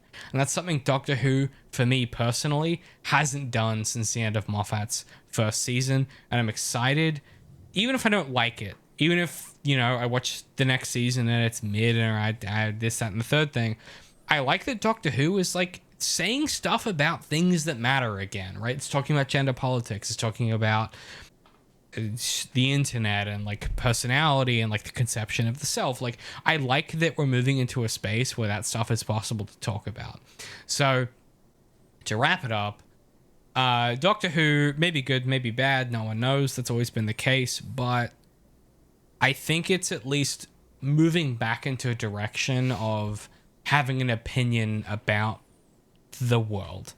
And it feels like, to me at least personally, that's been the big missing piece from Chibnall's run and from the latter half of Moffat's run. If all art is inherently political, it's nice to see someone, doing something with that. Love seeing David Tennant. Really, really enjoyed that second episode. Pat, can you give us the plugs for Methods of the Madness, putting you on the spot? If you would like to listen to more A Methods of the Madness, you can find us on YouTube, Spotify, SoundCloud, Apple Podcasts, and Stitcher. Yeah. We have a website, AMTTM.com. You can find all our socials from there. Go read the articles. They rule. Yeah. What articles? Yeah. So wherever you get your podcasts is what you're saying. Wherever you find your podcast. Yeah, if you like this, you'll like that. You guys get it. This is like, we're a niche community. You guys probably already follow them. You can find everything Zero Indent does at zeroindent.com. You can support us at patreon.com/zeroindent. You all know how it works. Wherever you consume this, your podcast catcher of choice on the Zero Indent review or the YouTube channel. Give it a comment or a like and search. Alex, you got anything to plug? Just chilling? No, just chilling. Yeah. pleasure to be invited. Thank you for having me.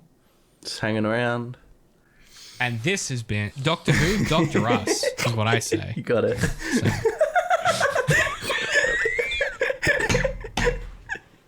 Wait, did Genius. David get it or He's what? broken.